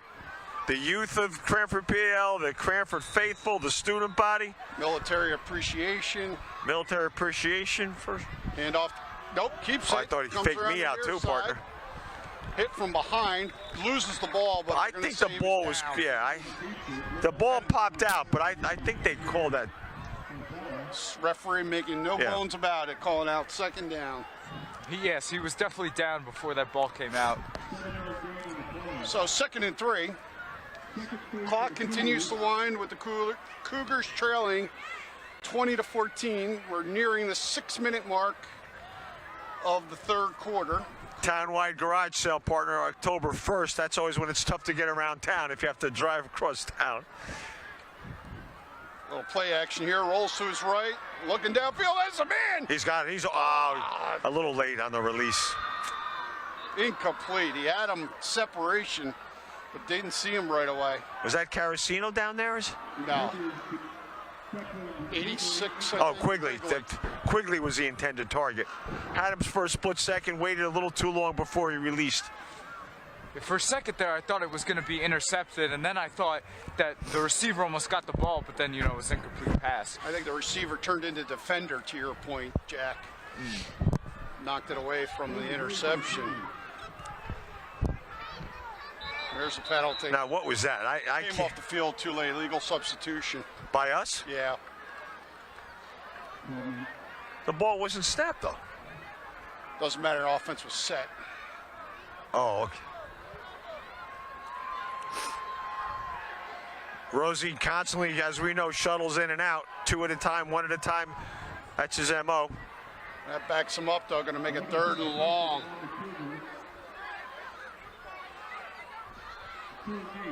3rd and 8 now instead of 3rd and 3. That hurts, especially with the ball now on the 21-yard line of the Cougars.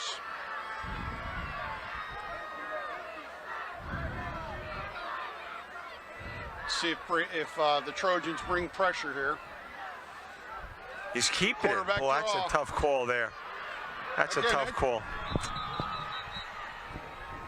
Close to a horse collar there, though. I agree with that, too. That was close.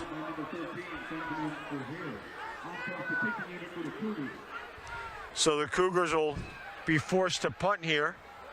Cannot capitalize on that interception. Personal foul hurt them.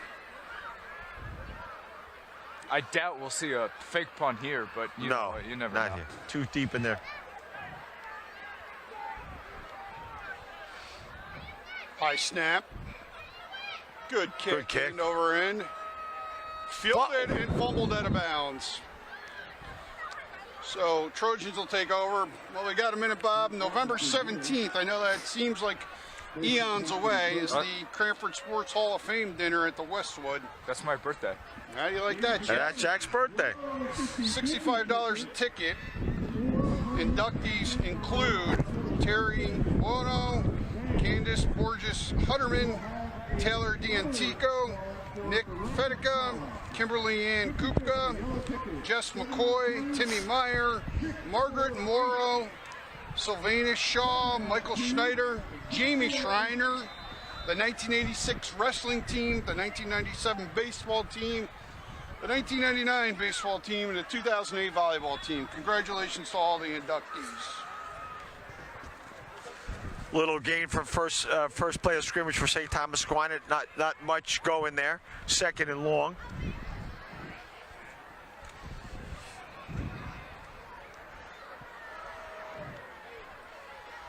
Stick to it on the ground. Good pursuit by the Cougars. Oh, great tackle, yeah. A little extra there, but no flag. Linsky's got to keep his cool out there. I thought a flag was going to go on that last little bit there. Last little pushing and shoving.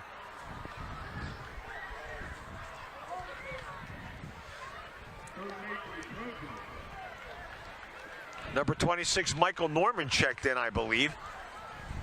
Over on the far side of the field, looks to be a defensive back.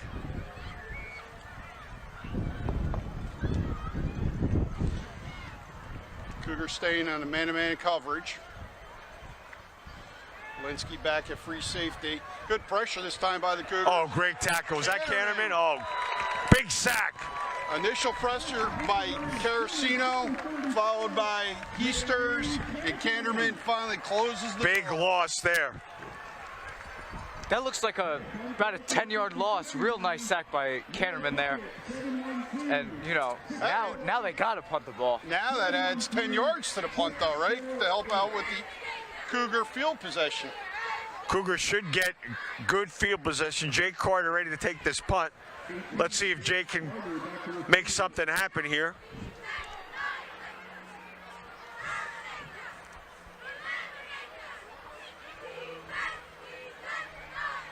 Almost blocked. Short I don't know kick. if he got a piece. Carter stays Or away, bouncing, runs to midfield and comes back. So the Cougars do have good field position. They will be on the Trojans' 46-yard line, 1st and 10. Approaching 3 minutes left in the third quarter.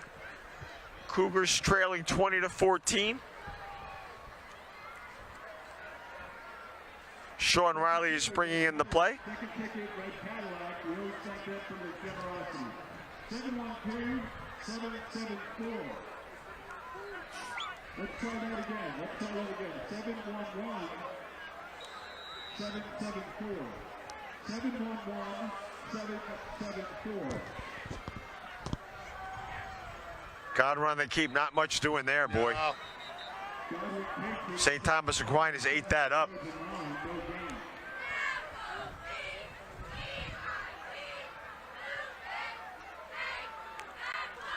Number 61, Thomas McCarthy on the line for Cranford. We haven't called his number tonight. Carter checks in.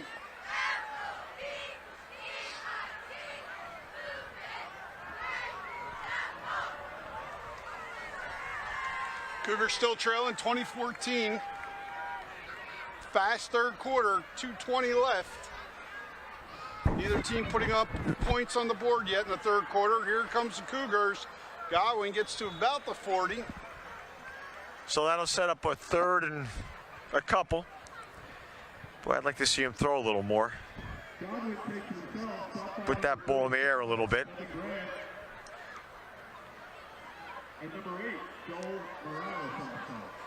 So now both Riley and Carter are in on this play. Those two usually sub for each other. And Declan Quigley came off on that sub. Riley to the far side. Carter to the near side. Here we go. Here we go. Cino open, hits him. Here we go. Shakes one tackle. Let me hear it, partner. That's enough for a Cougar first down.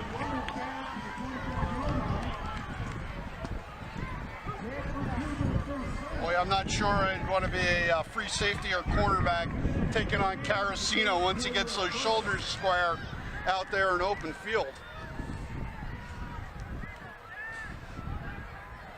Let's keep this drive going, Cougars.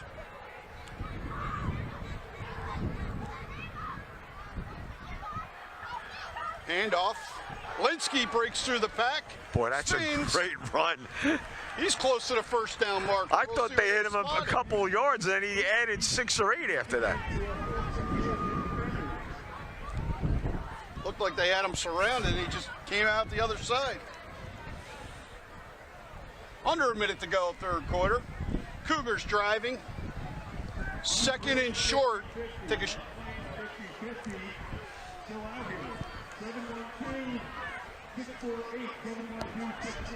So 2nd and 1.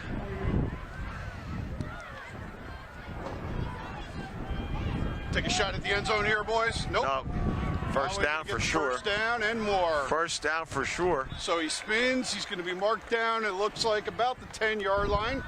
Enough for another Cougar first down. I think they will let the clock stop for a moment at oh, there it goes. Yeah, I just think reset the chains. Yeah, I think this will yeah, we're gonna go to the fourth quarter. And first and goal. No points that quarter, guys. No points that quarter. A little different than the first quarter, huh? First play from scrimmage for St. Thomas Aquinas. It's a home run ball. 67-yard touchdown pass. So, Jack, what are you expecting in this final frame tonight? What are you expecting? I'm expecting. I think that the Cougars are going to score here because they've stayed very calm during this drive, and that they haven't rushed anything, and they've been moving down the field. So I think they'll score here. I also think they'll take the lead because they'll make that extra point. Do I think that the Trojans are going to score again? I think that they will. I don't know if it's going to be on this next drive, but that's something that we need to watch out for because that offense has also been moving down the field real well tonight. I think Coach Rosemeyer's made those halftime adjustments and turned into a little one-possession game here. You got something for our viewers here? I do. You know, I talked about the Scarecrow Stroll, but Let me tell you guys, I can't even read all this. The action-packed of what's going on downtown in relation to Halloween from October 14th to October 31st. I suggest everybody go to the downtown Cranford website, Google it. It'll bring you there. And I mean, there are bands playing. There's a bunch of different dates of candy strolls. There's haunted this. The rubber duck down the waterfall. Here we go. Jack, question for you. Is the Happy Hauntings back at the high school this year? You read my mind. I think it is, yes. Uh-oh. You read my mind. I was Inside only the 2. 10, down to the 8. I thought the ball was on the turf for a second. That is a big deal. What do we call that at the high school? That's always a big deal. What is Happy Hauntings. Happy Haunting? That is a big deal. Yeah, That's it's been cut out Of course. the last 3 years because of COVID, but It's, I remember I took my kids there. They were scared when they were small. It's a huge fundraiser for the Yes. senior class. graduation, right? Yeah. Oh, what that? That time it did hit the turf. Boy, that was a great read. That was great that Godwin had the wherewithal, the presence to pick that up and gain positive yards. Didn't panic, right? Could have been disastrous. Third and goal, right? 3rd and goal. On the 4.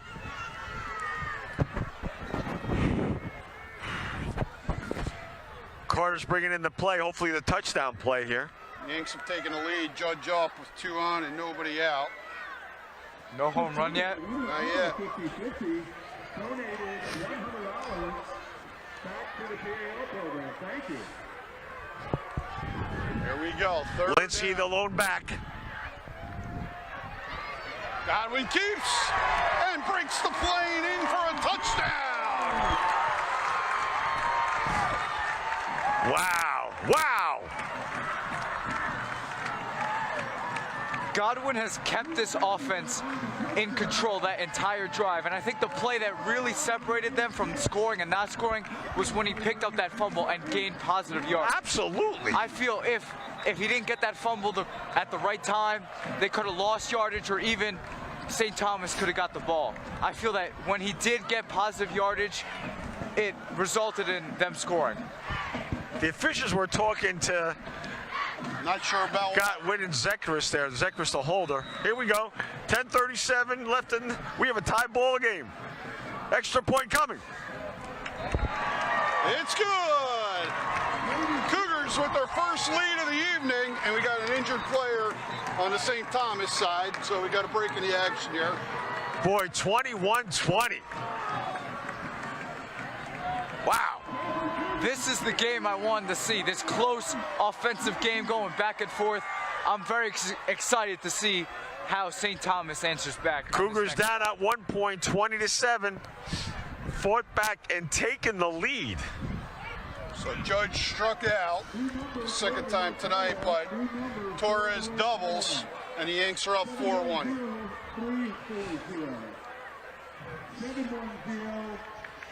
The calendar says September 23rd. Mother Nature, I think, says we're knocking on November 23rd right now. Bob, you know how much I enjoy winter. I'm with you. I am with you. Yesterday, it was pretty hot, or 2 days ago it was pretty hot. I don't know how it's this cold right now. It blows my mind. All right, Godwin, get ready to kick off. Sidelines. Good to see him walking around down there, as always. That ball's off the player. That was a live ball there. I believe that kicked off a St. Thomas Aquinas player.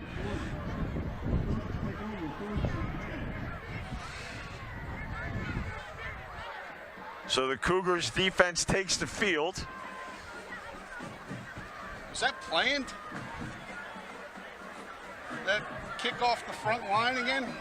Yes, I think that's it. I like that call. It hits the Aquinas, St. Thomas Aquinas player. That was a live ball. Yeah, I know it's Yeah. live. I just didn't know if it was, Yeah. we do that in a planned fashion. I don't know if I. Do you think that's a love design? it Is there. that a design play? It is, but I don't know if I love it there. Short field after you just scored. Play action. That's I thought that ball was going to pop straight up. I thought Brodbeck might have a shot. I almost thought it was a lateral by the time he threw it. If Brodbeck got that ball, he might have been able to score another Yes, I touchdown. thought that ball was going to pop pick up. six, right, all the way.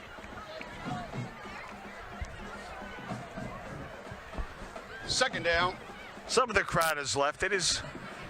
They want to go home and watch it on TV 35, Bob. That's exactly right. 10:30 to go in regulation. Cougars up by 1, 21-20, after trailing 20-7. Home run ball here. Run That's ball deep. down the line. Good coverage there. That was Tyler Valtre. That was number 13. That was great man-to-man coverage. Linsky helping him out there, but the man-to-man Valtre, great coverage there. Never took his eye off him. He always knew where he was. Perfect coverage. Wind picking up here.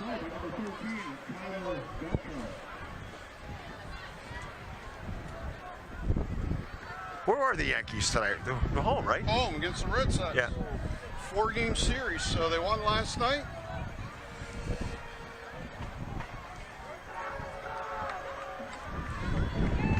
Bob, it says 53 degrees right now, but with the wind chill, it says 50. We'll be at the 40-something mark by the end of the game. Rolls out. Big Boy, that's a bounce. great run. That might. It's out of bounds. Moves the chains. No flags. Boy, a couple times I thought he was going to let it go, and he pulled back. Great run. Fighting Irish are in North Carolina this weekend. Interesting game in Chapel Hill. I think every game is going to be interesting for the Fighting Irish this year.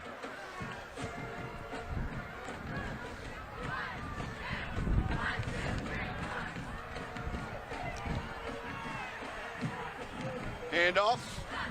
Ridden down. Not before he gains 3. Any idea who Rutgers has this week? The Big Ten schedule must start. Don't know who they play this week.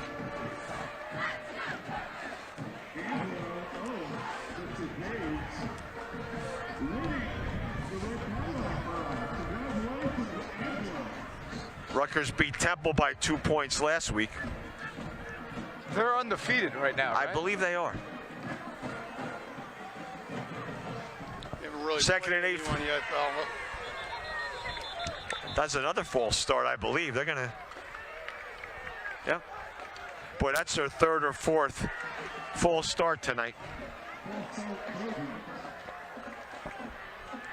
Drives an offensive coordinator nuts when they see that play. Cougar didn't let him hear it.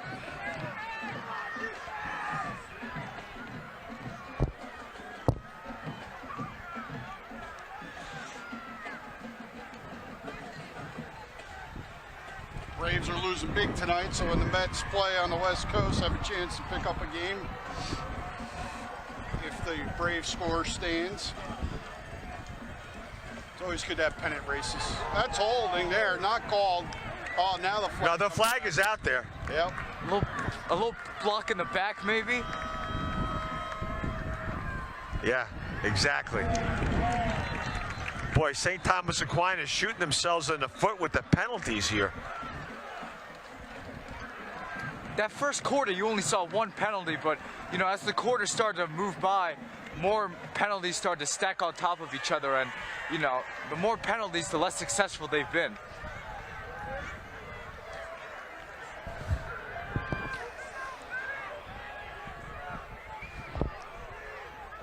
Iowa comes to New Brunswick. That's a good game. Hey, Rutgers. Iowa in New Brunswick tomorrow. That's a great Big Ten game. Good. And your Terps are out at the Big House of Michigan. Oh, man. That's a big test for Rutgers tomorrow.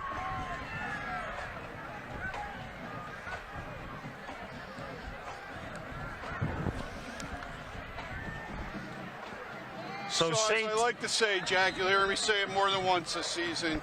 Trojans now have second in a country mile. Second and a country mile. I kind of like that saying. Feel free to use it. Canterman took a blind shot. Another flag. Yeah, it was a defenseless player. Yeah. Is that 3 plays in a row? We've had the... Again against St. Thomas. I said Yeah, against right. Canterman, a blind block.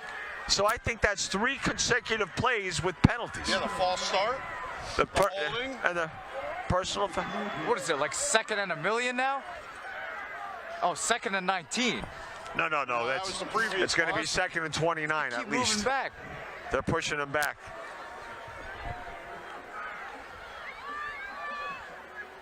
What does that mean? What does that signal? A blind block? Is that what that penalty was? I don't understand the official signal when he puts his fists together like. Head contact on the blind block. Boy, he'd love to get a turnover here.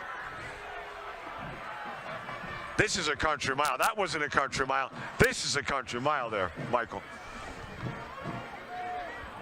This is about 2nd and 30. So I think the pilot is coming up for an interview after the game.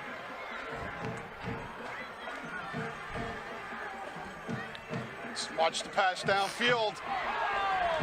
Little screenplay here to the side. The ball's on the carpet. Looks like Wow. the Cougars have it. Wow. We'll wait for the official. Cougar ball. Wow. Just as ordered by the TV 35 booth. Now I know we have replay this week. I hope we can show that replay to our audience. What a hit. Big hit, big turnover, and great field position for the Cougars. 8:26 remaining in regulation. Cougars up by a point, 21-20, and just got a turnover. Hopefully they can capitalize. That brings the Cougar Den to life here.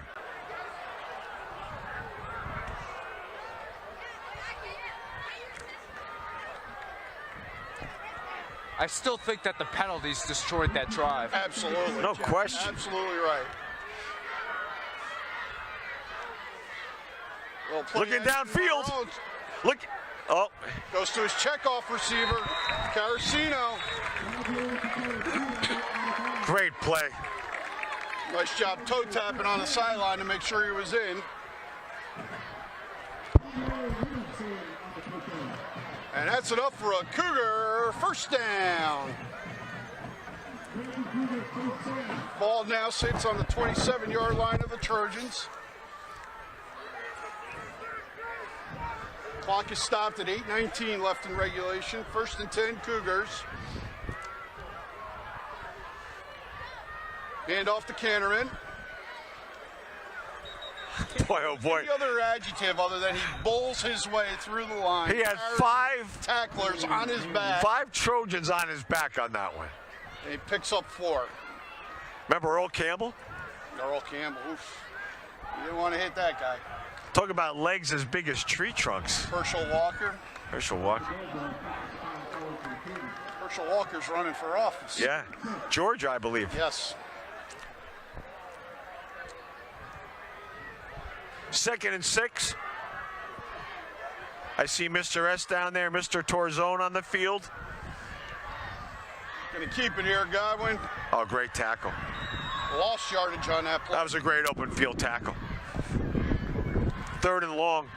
You would normally say the Cougars would be in field goal range in another 5 yards, but the swirling wind tonight, I don't know.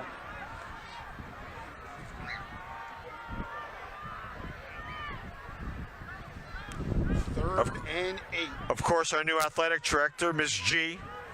Athletic trainer. We don't have a new athletic director. Trainer, I'm sorry, Don't trainer. make Mr. Torzone No, nervous. I'm the sorry. memo. The new trainer, Miss G. Under 7. Sorry, Mr. Torzone. Oh, great. Oh, play. yeah. Carasino again. Tell you what, for a big kid, he's got good hands. I thought Carasino was going to carry him a little further, actually. That's another Cougar first down. The inside routes have really been hurting this Trojan defense all night, and that's why that the Cougars have been able to keep picking up first downs and scoring touchdowns. You Keep know what? this drive going here. You see the defensive players starting to put their hands on their hips, which typically Yes. signifies they're winded. Going back to your original comment from the very beginning. Yep. Canterman gonna bull his way there again. Getting a little chippy in the trenches, I'll say.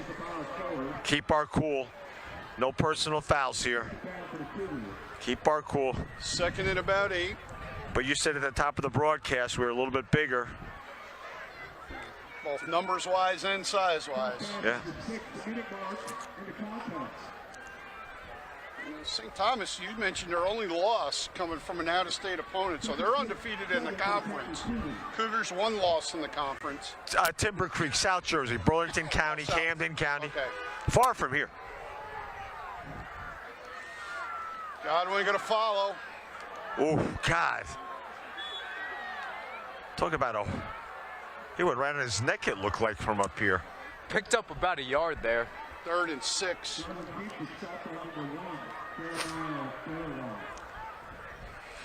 Next week, the Cougars travel to Rahway, 6 o'clock Friday start. I don't think we've said that yet tonight. We did not. And then back home the following week against Scotch Plains, right? Yes. Cougars have 2 regular season home games remaining. The second of those, which will be senior night. Rahway's undefeated, too. Rahway, tough squad. Good yardage there, but I don't think he got enough. Boy, that's going to be a spot that was close. Let's see where they marked that one. He was right there. Rahway's a tough team, Michael. They are a tough team. Always are. Yep.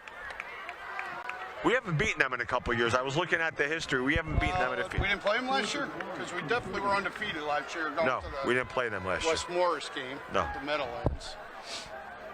And then that was 2021. And I could tell you. I know one you don't want to bring up a memory for you. I got it. I don't want to bring up. I got it. I know you. My son suffered a horrific knee injury that ended his short football career. Godwin. Whistle dead. Plays whistle dead. Timeout. Was that a timeout call? Rosie upset. Oh, called by St. Thomas. I can't believe that play did not get off. I am very surprised the officials gave that timeout to St. Thomas Aquinas. I feel that St. Thomas is starting to freak out a little bit, because if the Cougars are able to score, that will put a load of pressure on the Trojans, because they'll be down by more than, they'll be down by just 2 scores, but they would have to go for a 2-point conversion to tie. 1 score and a 2-point conversion, unless the Cougars score and decide to go for 2. So going back, things to do, townwide garage sale Saturday, October 1st, the 11th annual rubber ducky race at Hanson Park. Have you ever attended one of those, Michael? Yes, I have. I have not been to a rubber ducky race. Sunday, October 9th, 4 to 4:30. Once again, Porch Fest, one of my very favorite Cranford events. Saturday, October 8th, 1:30 to 6. Go out, walk around town, listen to great music. Here we go, Bob. 4:09 left in regulation. 4th and 1 for the Cougars. And again, another flag. Oh no! I didn't see that. Did you? I did not see that false start. Jack, did you see that? I did not. I didn't see anything. He'll get all over it though. Rosemeyer looks pretty upset. Field goal unit coming on.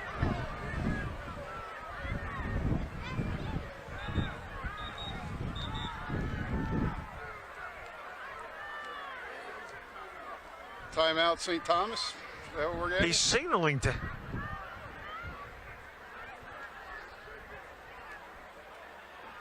He's pointing to. What's going on. I don't know what.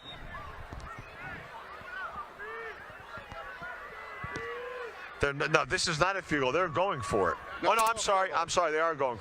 They're setting up in the. I just don't know what that second whistle was for. And the official was pointing at something. I couldn't. So Zekwist to hold Godwin. It's going to be a ball in the 15, a 25-yard field goal away straight away. Wind just kind of died down nicely right now. It's up, and it's good. Boy, strong foot. Strong foot. The Cougars increase their lead to 24-20. That was a costly penalty, though. 4:07 to go. Off that timeout, I still don't know how the officials gave that timeout to St. Thomas Aquinas.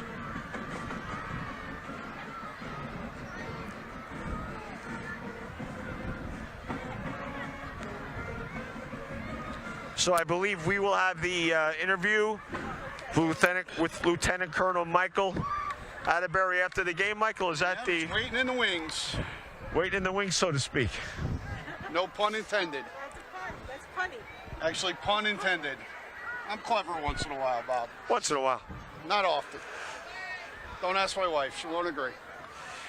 So once again, to the TV 35 crew, Chris Hoffman, Mark Rain, Mike Vistano, Eugene Kablitska, Don Smith, Ed Davenport, Andis Callan, Nicholas Dole back in the studio. Thank you for bringing this great evening to the TV 35 audience. Thank you very much for all your work tonight and making this a reality. Great night here. Godwin Military will handle the Appreciation and kickoff. PAL night. Approaches the ball. And a squib kick again. Must have scouted this team from a return perspective. Fielded at the 20, across the 25, brought down on the 35. Just to jump on that point, every kickoff has been a squibbler. They have not put one in the air, so something came up in the game film. But very good field position for the Trojans. 4:01. They've used one timeout for sure. I think that's all. I think they've used two, but I could be wrong.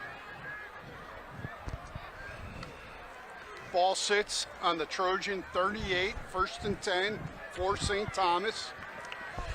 Cougars have been shutting down this offense through the last half of the second quarter till this point. See if they can keep that going. Handoff. Wow. Wow. 74 for the Cougars. Dylan McDonald, he kind of grabbed him around the waist. And then wouldn't let him go. 2nd and 10. Clock is running. 3:40 to go in regulation.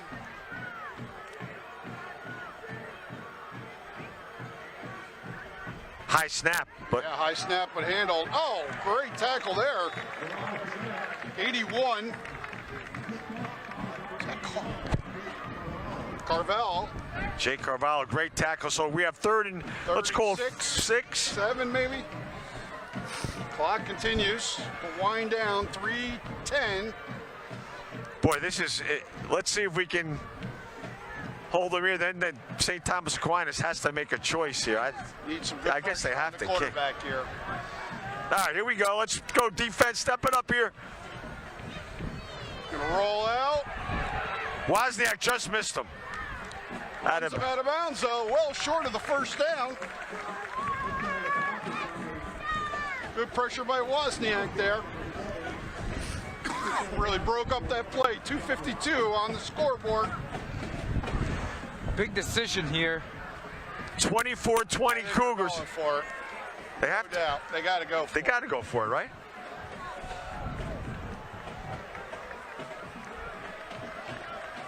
I think they might taking their time now, Bob. I mean, I know the clock is stopped, but the delay of game. The play clock is still in play. The game clock has stopped. The play clock is running. Cougar faithful getting into it. Straight. Got him. He got him. He got him. 30. Dylan Jones explodes in there. Cougars take over. 1st and 10 from the Trojan 30.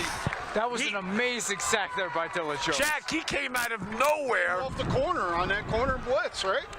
Wow. He has that speed that, you can't see him coming, and then all of a sudden, bam, there it is. 2:48 remaining. The Cougars will take over now on the Trojan 30-yard line. I think we're going to see a heavy dose of Godwin and Kinnerman here.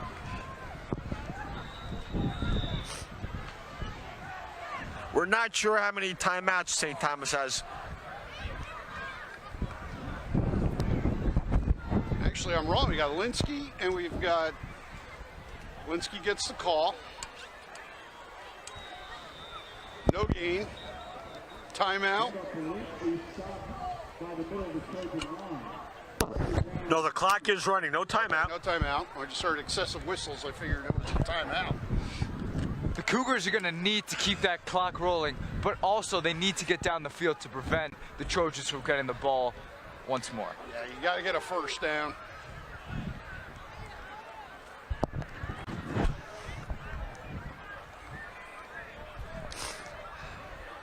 Well, Jack, we got your exciting game that you wished for at the top of the broadcast. And the shootout we talked about in the first half anyway. Oh yeah. Godwin going to keep looking for a hole. Takes a big hit. Losing yardage there. He's had a couple of he's taken a few big hits tonight. Now we've got a timeout, St. Thomas. So the game clock is at 1:55. Is this 3rd and 11, I think, is where we are? 12. Bob, I can't believe that before I left the house, I was actually thinking about wearing shorts tonight. It is really chilly right Bundled now. up in a hoodie sweatshirt, a winter coat, and gloves. We do get the wind up here.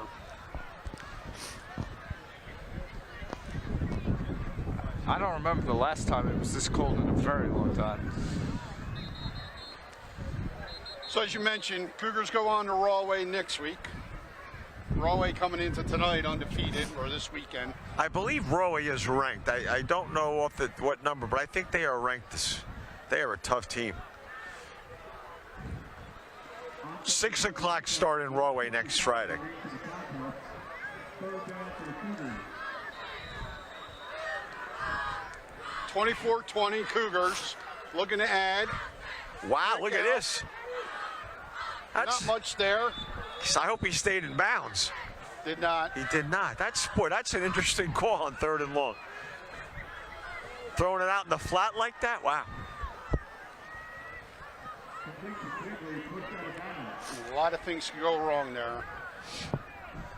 That's a tough pass. So 4th down.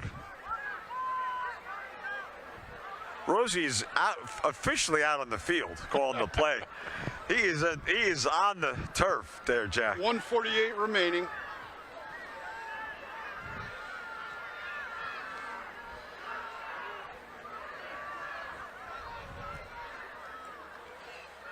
Godwin going to keep on the fake handoff.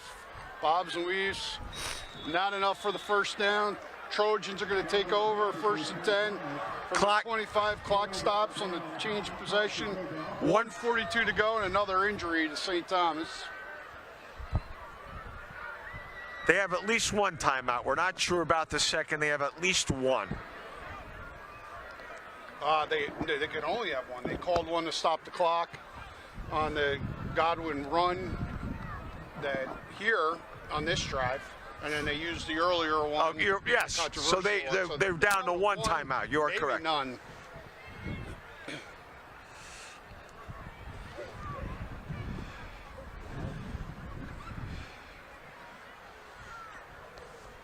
Can't get a number of the Trojan player down on the turf. Boy, he is down. 25-yard line. Yeah, that. We don't like to see that. He's not even moving. His legs aren't even moving. I don't know if. He's getting up now. So Okay. no. Glad to see that.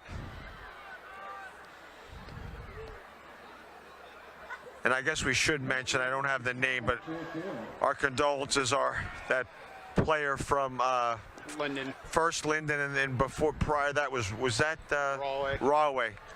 So tragic high school football events over the last. Well, Linden was the last day or two. Rahway was A couple weeks. a couple ago, weeks right? ago, right?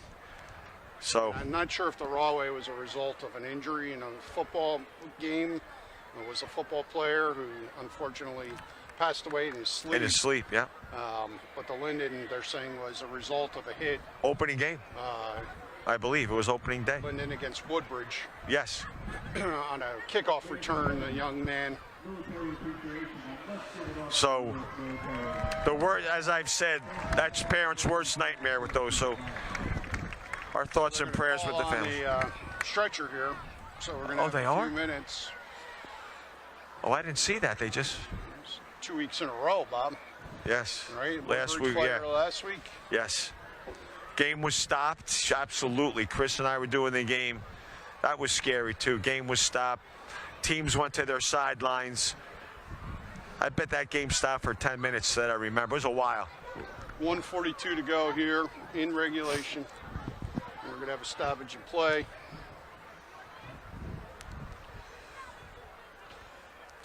Bob Kelly, you recently celebrated a big birthday. I was tempted. I have some baby pictures of you on my phone that I was going to throw out to our cameraman. But Was that my 21st birthday? yeah. And I also want to throw out a happy birthday to, yesterday was Brianna Capisa's birthday, who was our First game. first game, filled in for Jack here. And this is Mrs. C, as she's known at the high school by her students. And happy birthday, Bree. Phys ed teacher at the And a Cranford alum. and a Cranford alum is right. Here, we'll give a nice round of applause. Oh man, you hate to see this stretcher come out. He's not going out on the stretcher. He's going to go out on the golf cart. Oh, is that what? Lori Zullo and Mr. Torzone out there. Hopefully just precautionary measures.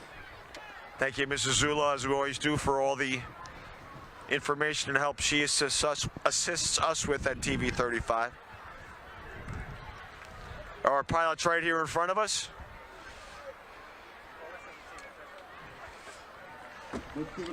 Talk about an entrance. They're just hopping over the fences here, joining us in the booth. Why wouldn't you? I want to see you do that next week, Bob. Okay, Kelly. yeah, I'm working on that. I'll work on that. Let me do some stretching exercises. All right, so 1st and 10 from their own 25, trailing by 4 points. Cougar D being called upon once again. Have shut down this offense since the middle of the second quarter. Quick pass. Kept in bounds. Great. That's. I don't know. Godwin, great open field tackle. A little extra push by St. I Thomas. think a little theatrics by Godwin there too. Tried by call. Home run ball going deep. Overthrown. There's two pilots who's going to be able to. Real nice coverage there by Joseph Broadbeck.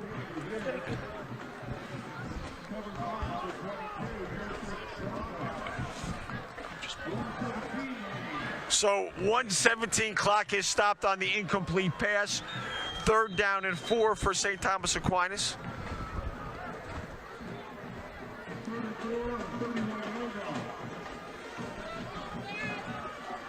St. Thomas actually subbed the football.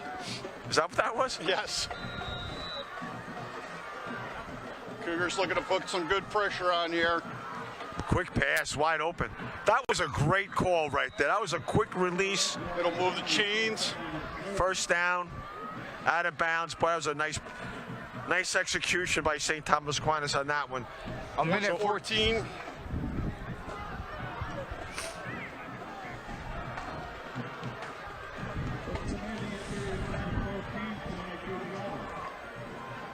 Trips left for the Trojans. Single back in the backfield. Same Quick play. hitter. That was the same play then. Yeah. Not the best move by the receiver, though. Try to cut it in there instead of cutting it Should have out. got out of bounds. And the clock's Clock running now. runs. Clock's absolutely running. We're at 1 it. minute remaining according to the scoreboard clock. Going to be 2nd and 4. Ball Boy, he sits just shy of midfield. He should have gone right out of bounds there. Trips remain. Still going that side of the That's field. That's the same the play. clock 3 is in a row. Clock is running for the chains. 44 seconds left. As a Cougar defender, you're tempted to jump that route, but you don't want to do that. 24-20. Cougars. It's a pump fake and go. You're burned. I hope they're not setting that up, actually, that you're saying that. Yeah. Rolls the other way this time. Gonna have to throw across his He's body. going out of bounds. Gets out of bounds without being touched. Boy, St. Thomas Aquinas is effectively moving the ball on this drive. 28 seconds. They're knowing exactly when to get out of bounds, which is why they have been able to have so many plays on this Shy drive. of the 1st down, though, again. Once again, 2nd down.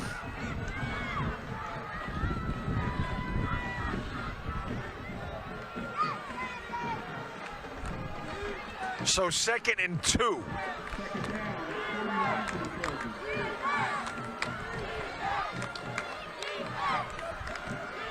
Deep drop. Rolls to his right. He has room. zone. Oh boy, he's Goes the open end too. zone as a man. He's open too. Going to be pass interference. Ball fell incomplete, right? Yes, ball is incomplete. That was on Linsky, I think, right? I don't know who it was on, but it's not a spot foul in high school football, so it'll come back from the line of scrimmage. I think it's a 15-yard penalty, isn't it? From the line of scrimmage, I believe. It's an automatic first down, I believe. Boy, oh boy. Did I say St. Thomas Aquinas is effectively moving the ball in this drive? They are, and you know what else those quick hitters did for them? It voids the holding penalty because the offensive lineman doesn't have to block for that long. 18.5 seconds. Ball's on the what, Jack? On the 32-3? No, No, I'm sorry, 22 or 3. 22-yard line. Yeah. Use your line there, He partner. has the arm strength, that's for sure. Bend, don't break. There's that dink pass. Look at that dink pass. Kept him in bounds, though.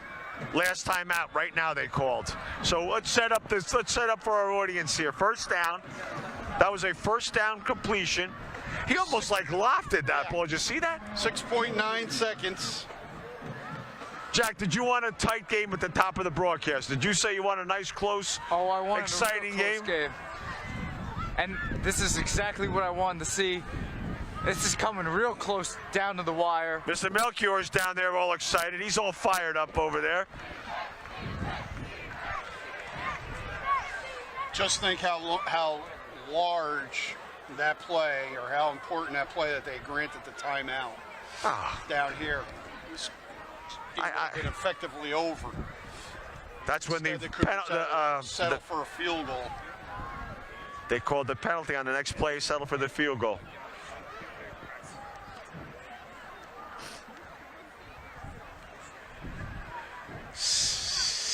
.9 seconds. God.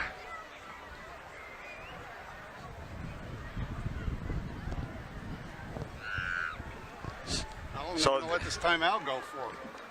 Come on.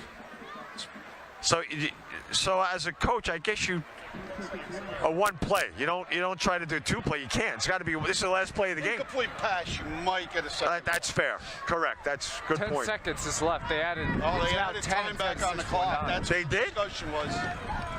Good, Oh, we're at 10 seconds. It was 6.9. Right. We're at 10 seconds. Everyone. That's probably at least 2 plays if they throw the ball. Yep.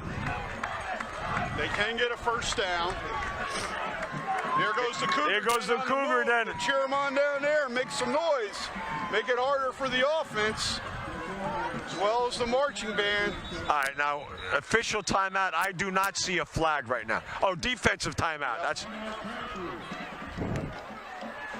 defensive timeout. Actually, a good call because it's time for the Cougar Den to mobilize.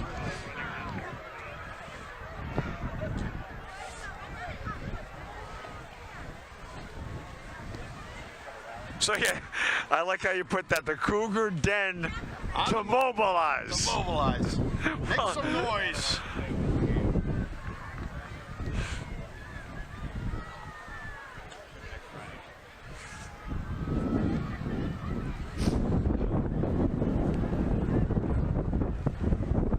As the wind swirls and picks up.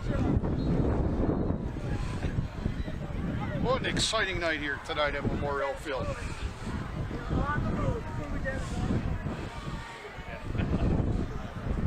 It's not enough to just move, though, Bob Kelly. You got to make noise down there and make it. They absolutely. They're still moving. Make it feel like it's playing in the big house. 10 seconds.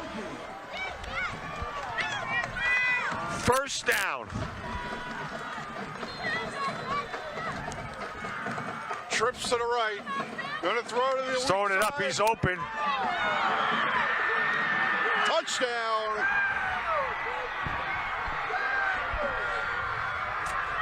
Boy, oh boy.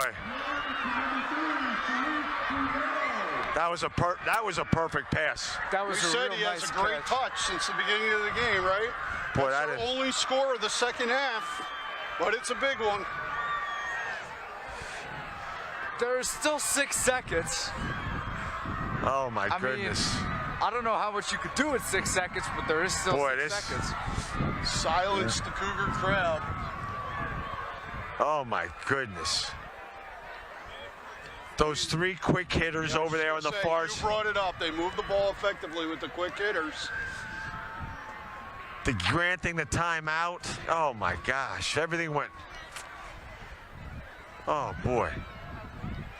Well-designed drive by the Trojans. You got to give it to them. That was what. That was a. 2-minute offense. That's going to be a tough film to watch.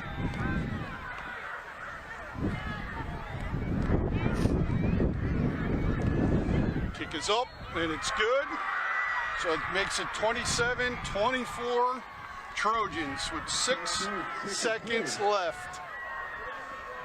Those 3 quick hitters you said a moment ago, granting that timeout. I thought that ball was snapped when they, whatever. 27-24, St. Thomas Aquinas. Now, if you're St. Thomas Aquinas, you kick it deep and hope no run back, or you squib it. Got to squib it. Give Cougars a play from scrimmage. Got to squib it. I think. Problem is you only need a field goal, but you don't have enough time for a field goal. No.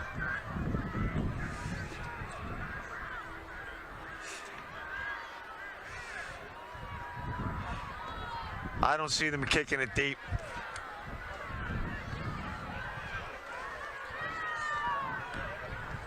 Ball's teed up on the 40-yard line.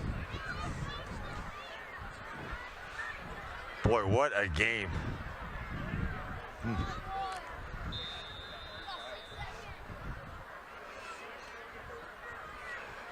Cougar then walking back to the den. Squibbed. Canterman. Got as many yards as possible and then got out of bounds. So we have 0.5 seconds on the clock. 1 Hail Mary. We have 0.5 seconds. Ball's on what, the 50? 45-yard line of the 45. Cougars. Takes a lot of arm strength to get that ball downfield. That's a long throw. The old hook and lateral coming. No, you got to throw the ball. I think you got to do the Hail Mary, right? What did I say to you before? Keep the band off the field till it's over. That's right. That's right. Good thing all those PAL players aren't coming out after.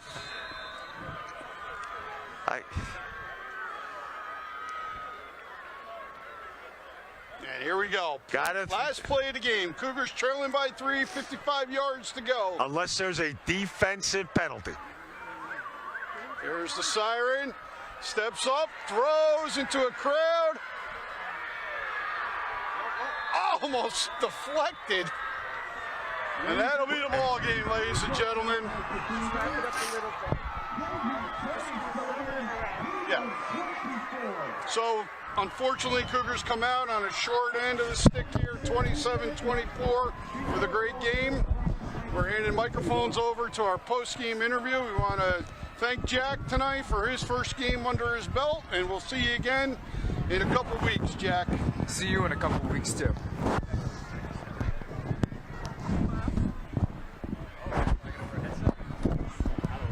This word. Anyway, we're just around your neck or... How's that? Perfect. Oh, I see.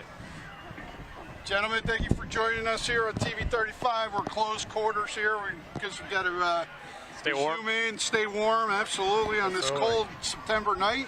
I'm going to let you guys introduce yourselves first. Absolutely. I'm Lieutenant Colonel Michael Atterbury, part of the 732nd Airlift Squadron. Just did the flyover here with Kyle Johnson.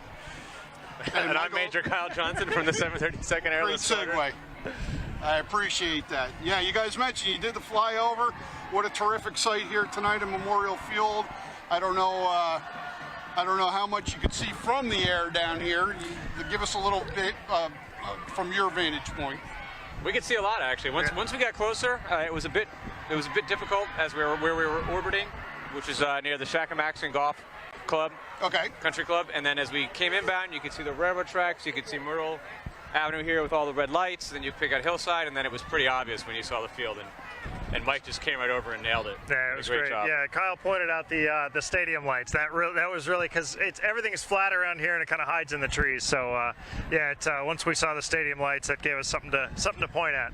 But really glad. Yeah, glad everything came together. The band made it work, and Mark Schwartz made it work. Everything. It was a lot of coordination, but it really came off.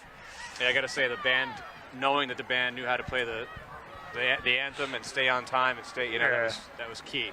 I think I gotta hand it to Mr. Chernowski. I think toward the end he kind of elongated a couple of the notes to pull us in, So it was great. Appreciate that. Yeah, I think it's something everyone will remember for their lifetime. When you and I talked a couple of weeks ago, I was like, you do know it's a high school game, right? You don't hear many high schools getting a flyover, so we truly appreciate it here in Cranford. But before we let you guys go, give a little bit about your background, and you're a Cranford native, right? Yeah, I'm born and raised in Cranford. I still live in Cranford. Actually, wound up moving back to the house I lived in, and we now have 2 kids, and congratulations. They're going to be going to Hillside, and right around the corner from Mike. Yeah, we're a couple blocks from each other. And it's funny. I've always known Cranford and loved it when I moved back after being away for a while. But when Mike moved and joined our squadron, he was looking at places to live, and he mentioned Cranford. I'm like, oh yeah, it's a pretty good town. Yeah, what year did you graduate? 97. 97. Yeah. Okay, great. And Mike, you've been here for several years now, right? 12 years, yeah. And Colonel Burns is another VFW guy. He lives on High Street, so he's been bugging me for a couple of years. And how are we going to get one of those big planes? So the VFW got the ball rolling for their military appreciation night, and it was great. Yeah, it was phenomenal all the way around. Again, we thank you for your service. Thank you. Support you guys. Anything we can do to help out the VFW, let us know. But absolutely, a tremendous night here that'll be talked about and remembered for a long, long time. Perfect. Thank you for your support. Thanks for everything you did to help it make it work. Make it happen. Absolutely. Now I understand. Did you guys get any footage from the cockpit? Oh, very little bit. I always camera problems. I got some, one of my GoPros maybe corrupted the file. We'll see how that goes. I sent Chris a little bit from outside. It was hard to do our job and try to have a cell phone. I'd rather you do your job. Yeah, Trust me. It was busy. Show us still with Mike in the cockpit. Okay. Yeah. Good.